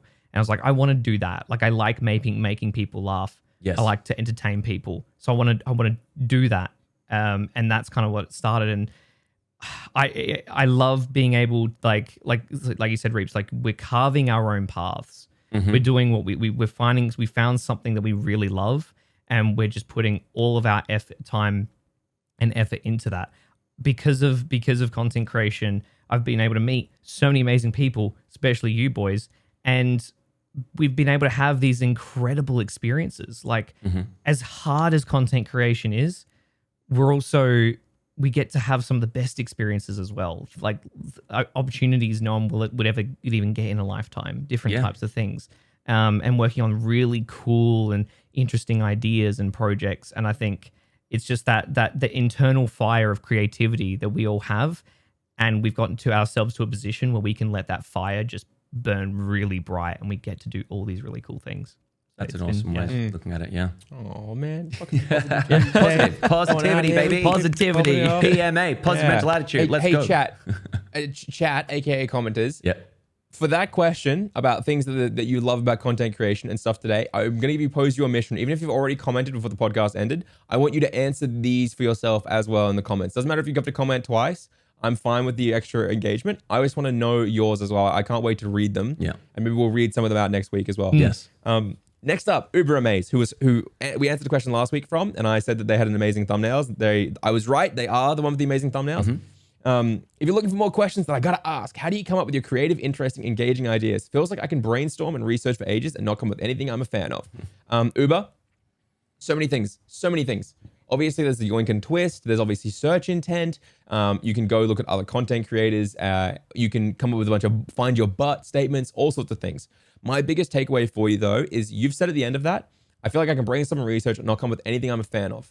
Okay. I'm going to throw out a very hot take. That means you're brainstorming potentially in a niche or a topic that you're not interested in right now. Because I find every time I have this conversation come up, the reason people are stunted in ideas is because they're not in a section or a piece of like they're not in a niche that they're like overly intrigued by. So you might like it and you might have wanted to do a few videos on it, which I know you do Mario Odyssey and you might love Mario Odyssey, but you might be a little bit bored of it. Okay. So my big piece of advice to you will be to take a step back, look at your content and figure out why you're struggling to find content that interests you in that niche. And the second piece of advice is, even if you're not a massive fan of it, work on an idea, okay? Because an idea can start out terribly, but if you write it down and you think about how to execute it properly, you keep thinking about it, it can become a really good idea really quickly, okay? And just keep writing stuff down and keep workshopping ideas. Those are my two big things, is make sure you're actually interested in what you're doing and don't just give up on an idea instantly. Because if you give up on ideas because they're too hard, they're not good enough, they're not this and that, then you'll give up when you're actually trying to make good videos as well, because that's much harder to find something you're happy with. Yep. I'm not going to dilute it any further. I think Eljay hit it on the head. What I would say, though, is you may write down ideas that you're like, oh, I don't want to do this. But do you not want to do it for the fact that it's too much work, or the fact that you're like not interested in it? Because they're two different aspects. And sometimes I found I write down ideas and like, I guess I'll go with this one. The ones that I think are going to perform really well, they're okay. Average, maybe sub below. But the ones that I'm like, should I do this? I've done in the past, and they were the ones that blew up more than anything. So get yourself out of the kind of calm waters, and maybe try something, a bit choppy. Try something that you maybe put yourself out of your depth, because you may grow to like it, and people like to see you kind of have to work on something that you may not want to do, and it brings a whole different aspect to your persona. So that's the only thing I'll say. Yeah, that's it. I love it. No, can't really add much to that. But like, apart from like, yeah, sometimes you got to really just kind of slow cook those ideas, shove them in the oven, marinate them, see if anything comes from it. Spice it, add the spices. Bounce like. Make sure you slap the meat. Slap it a bit. Slap it. And then bounce those ideas off of people, other people that who that are going to give you some good feedback. Because sometimes you just need to be like, hey, I had this random idea. What do you think? Be like, actually, that's fantastic. Like, you never know what something you might just randomly say or come up with. Someone might actually really respond to that. And you'd be like, okay, they really like that. Maybe I should kind of delve a bit deeper. I will add one caveat to that, though, is that when you pitch an idea to someone, you need to be very careful about who you are as a creator. I know a lot of creators who they pitch ideas to other people, and the positive reception they get from people is enough for them, and it demotivates them.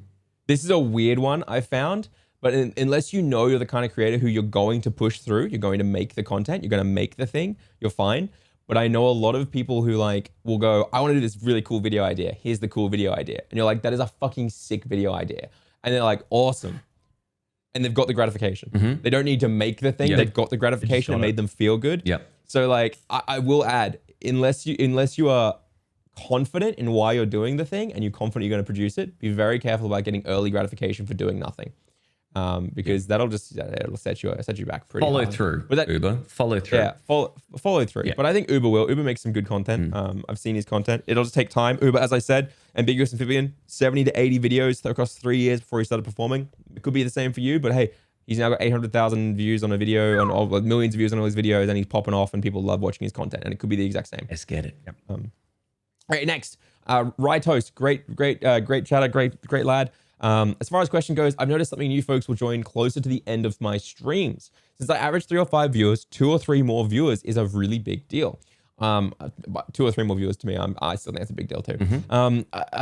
I'd love to keep streaming when this happens, but it's usually close to midnight when they join my time, and I work at 6 a.m. Obviously, I can't control when people enter my stream, but is there an effective CTA or something you'll know of for something like this? Usually right now, I say something like, oh, welcome, but you're joining just at the end. If you want to catch us next time, we'll be live, insert time, and then go on with the stream and whatnot. Any recommendations on better things to do? I don't know about you guys. Nick, you probably have the exact same experience as I do. America wakes up at the end of my stream. So if I go live, I'll get a lot of activity at the start. It'll be really dead in the middle. And then the longer I go, the more active it gets again. Right. And that's because America wakes up and they're ready to go. They're partying. You know what I mean? And my big CTAs for them are, hey, if you've enjoyed this whatsoever, join the Discord. You will get go lives. If you don't want them, you can suppress the go live channel. I've made it specifically suppressible. But if you do want them, you'll always find out when I'm live. So you can wake up and drop by. And of course, there's also community events there. So even if you can't be here while I'm live, you can make a lot of friends in the community and you can see the YouTube videos and the shorts and TikToks that go out as well using the Discord. I really recommend checking that out. Go from there. And if I'm doing it at the end of a stream, I'll always get like 10 new Discord joins. Like always. That's awesome. Without a doubt. So that's my big thing is convert them into being Discord members and also honestly kind of figure out where those people are coming from. If it's the end of stream, it might be like me where it's America waking up, you know, or UK waking up, and maybe consider that and think about what those times means and if that audience matters and how you can convert them. Yep. Pretty much the same thing. We're like, yeah, we'll get people coming in and I mean, I do this at the end of this, obviously at the end of the stream regardless. Sometimes I'll do little CTAs throughout. But yeah, like basically you want to kind of, you need to sort of almost elevate a pitch, just kind of give them a reason to be like that they should come back. To be like, so you know, if you're in the middle of ending up, but someone's just come in, be like, you know, you kind of you welcome them, you kind of like, you know, name them, be like, yo, so and so, welcome on in, and just exactly what Eljay said, like direct them to the Discord, tell them why they should, give them a reason why. It's like we've got all these things in here, like for example, just an example, like so if I'm finishing up like the Yu-Gi-Oh stream, for example, and someone's just come in, we've got a bunch of channels in the Discord dedicated to people talking about it and sharing their deck profiles. So I'll be like, yeah, we got this in here and you can share this in there. We do movie nights as often as we can, this and that. And then you can check me out, go follow the socials here to see all this other content.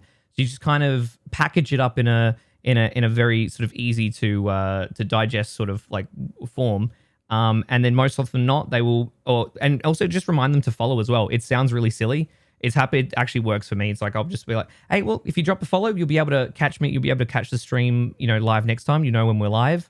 And then, yeah, they'll usually leave a follow. Most oftentimes they'll join the Discord as well. And you'll usually hopefully see them back. So it's just kind of an effective CTA that doesn't come across as pushy, but just you're giving them incentive to come back. Yeah. One of the reasons I thank followers still, even though I'm my size, is because every time you thank a follower, you'll always get one or two more. Yeah. If you say, hey, thank you so much, sweaty ass 43, I really appreciate that follow. Again, we share the same viewers. This is crazy. Yeah, I know. Yeah, this is again just right after your raid. It's crazy. And then I get a follow from Rusty Trombone 34, and I'm like, thank you so much, Rusty Trombone 34, and it causes a few more people to follow. It's a very good flow-on effect of. It's not necessarily people like, I want thank yous. It's people going, oh, I can follow. I haven't followed yet. I'll do that. Sure. Boop. It's a reminder. We talked about this in the past, self-promo. I know it can seem cringy at times, but if you like this content, if you follow, you'll get a go live notification next time and we can talk more. Also, what I like to do is a thing called the cliffhanger. We've talked about a tip in the past, which is basically like, I've got these big streams coming up, right? Because I planned it out for the week. This one I'm going to do this day, this day. Yeah. Then you go, okay, hey, not a problem at all. Don't worry though, because you haven't missed out on a big stream I've got going on in 2 days time, which is when I'm going to be eating the world's hottest chocolate if I don't do these things. So hopefully I'll get to see you then. Anyway, love you, see you all, peace out for the night. But you give them something a cliffhanger. What are they going to come back for? So if you have a big planned stream in the future, add that on top of the Discord, add on top of the follow thing. It's just a nice way to also let the people watching you know, oh, I can't miss out on this. That's going to be a good time.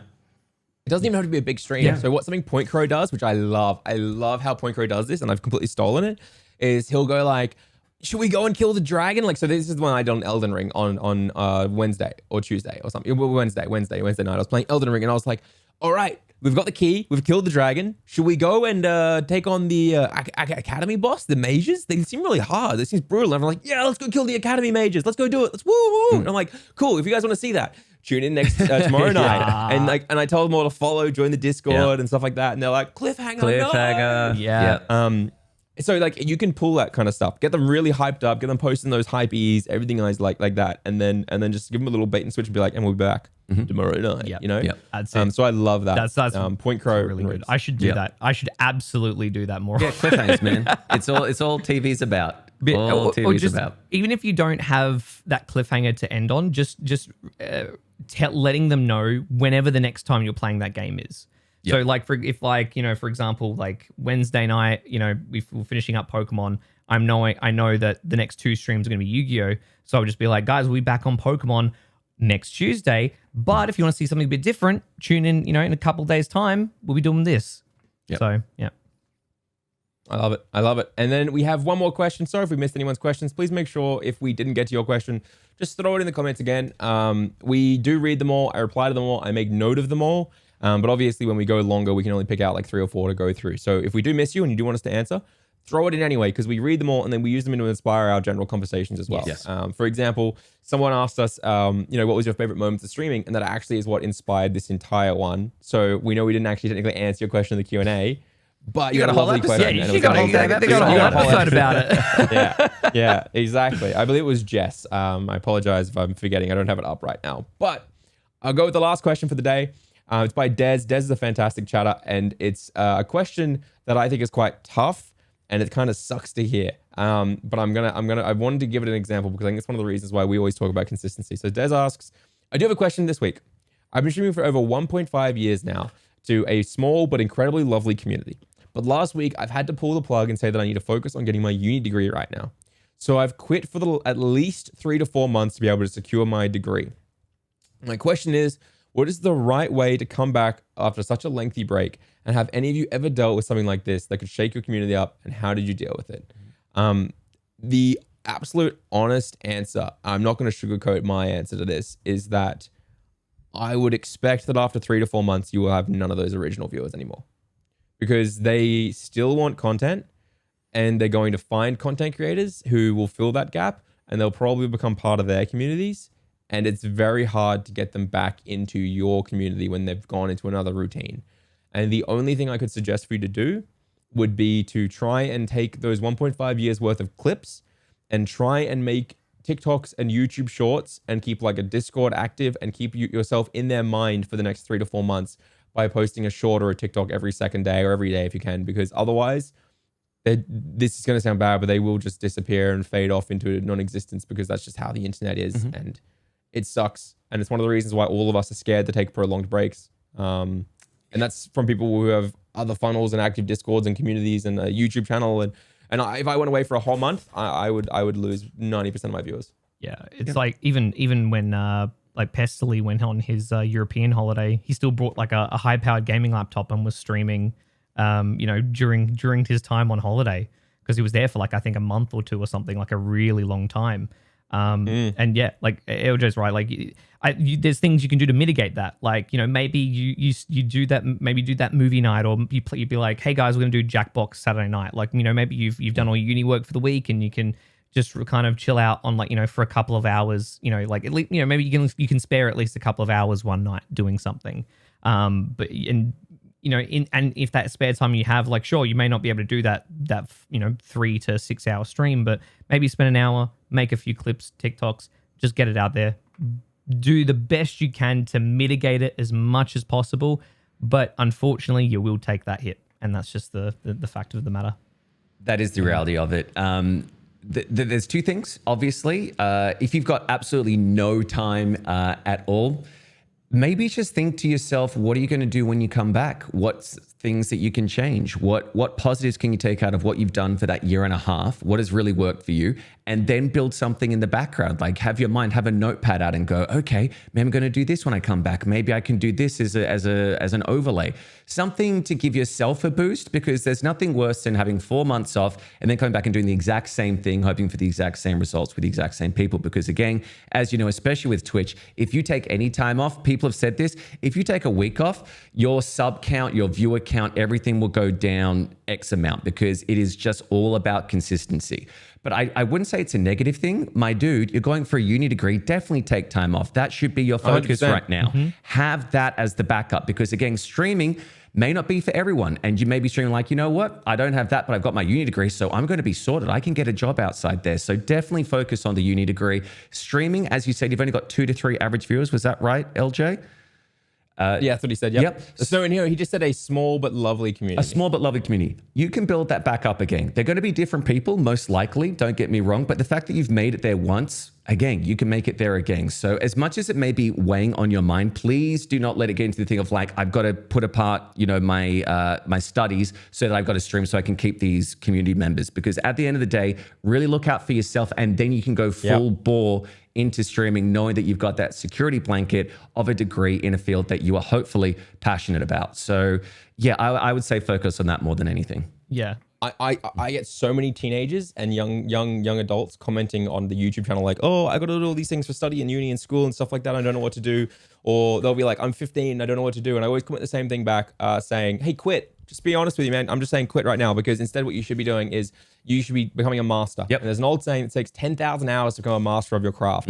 If I had started content creation when I was 15 years old, I would be a much better content creator. But that doesn't mean you should be actually putting yourself out there just yet.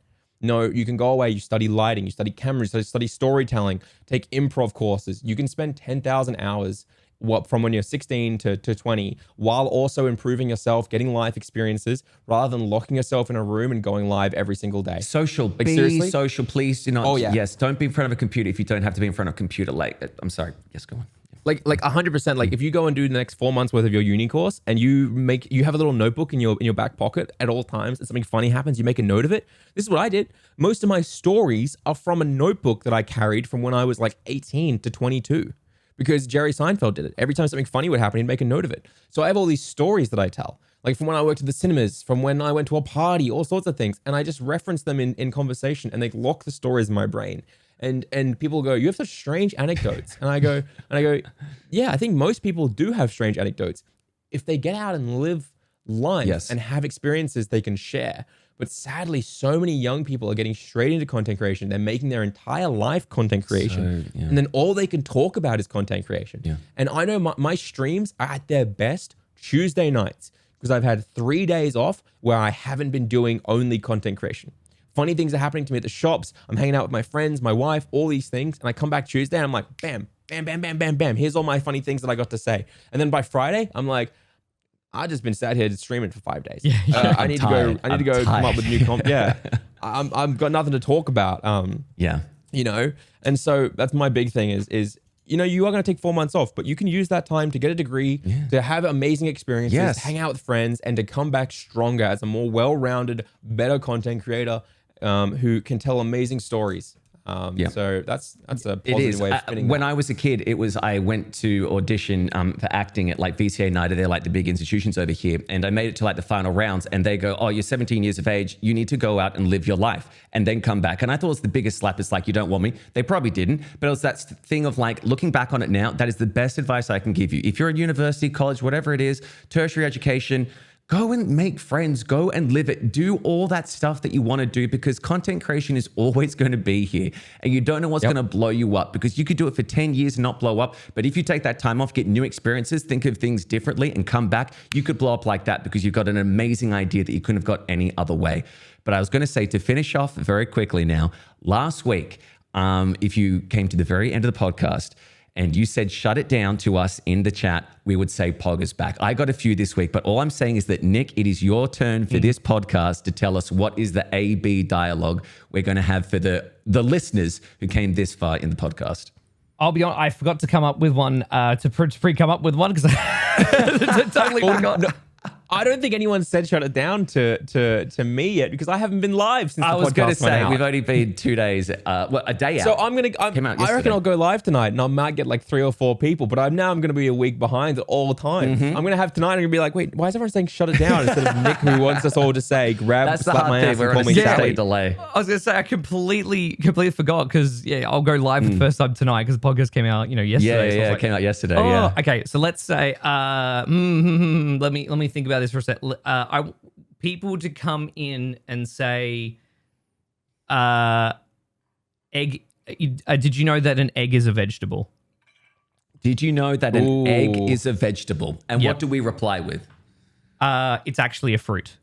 I love it. I love Yeah. it. Okay, Egg, vegetable, there we actually go. a fruit. Yeah, okay. that's- okay. yeah, that's Actually, a it. fruit. And then- It's actually a fruit. It's actually a fruit. And so 3 times. all week now, I'm probably going to get a bunch of people being like, shut it down. Yeah. And I'm supposed to say back poggers. And I'm going to have zero memory of any of it. It's going to be This is brilliant. brain training for us, boys. Brain training. We've got to It get is. it in there.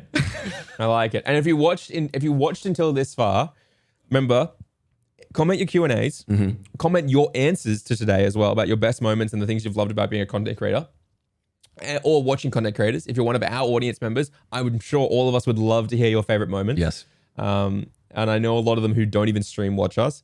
And then third, honestly, just try and find something positive in general. Because one of the things from last podcast that we took away was we've been covering a few negative topics lately. And we were concerned about being one of those channels that has a toxic feedback loop of talking about the bad stuff. Yep. But I feel like I think we've brought it back. We have. Hopefully. We've broken the chain Yeah. of negativity. And I'm excited to do more positive content with you boys. Yes. Because at the end of the day, streaming is a dream job. And while dream jobs come with pressure and rough stuff, I think we also have a lot of really good moments to talk about. Sure.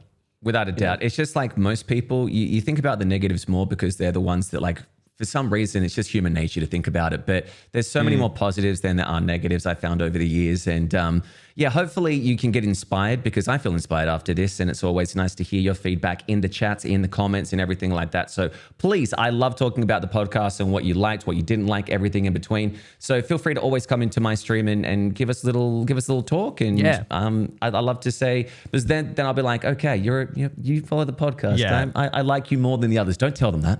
Yeah. It's between you and me. Look at me in the eyes. I was- like you more than the others now It's because you always follow. such a nice moment. Am I looking you in the eyes? Is that what you want? You gotta look at the I'm- camera. There we go. Staring contest. Everybody look at the camera and we go, we like you more because you follow the podcast. Done. Okay, great. Good work, boys. Good work. I think I blacked out for a second.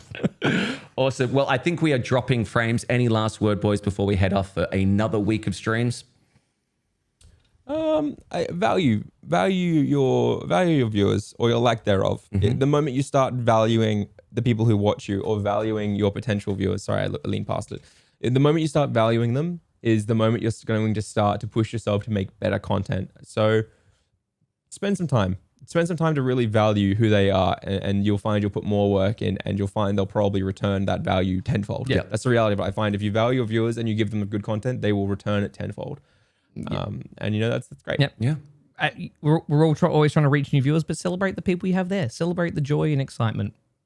Exactly. Thank you, Rusty Trombone 34, Booty Sweat 69, Booty Man with 2 Ys 43. Oh, yes. Really appreciate it. We do. We appreciate appreciate all of you. But that is us for this week. We are signing off for today. Have a great week in streaming or whatever it is that you're doing. Till next time, peace out. Bye-bye. Bye-bye. Bye-bye.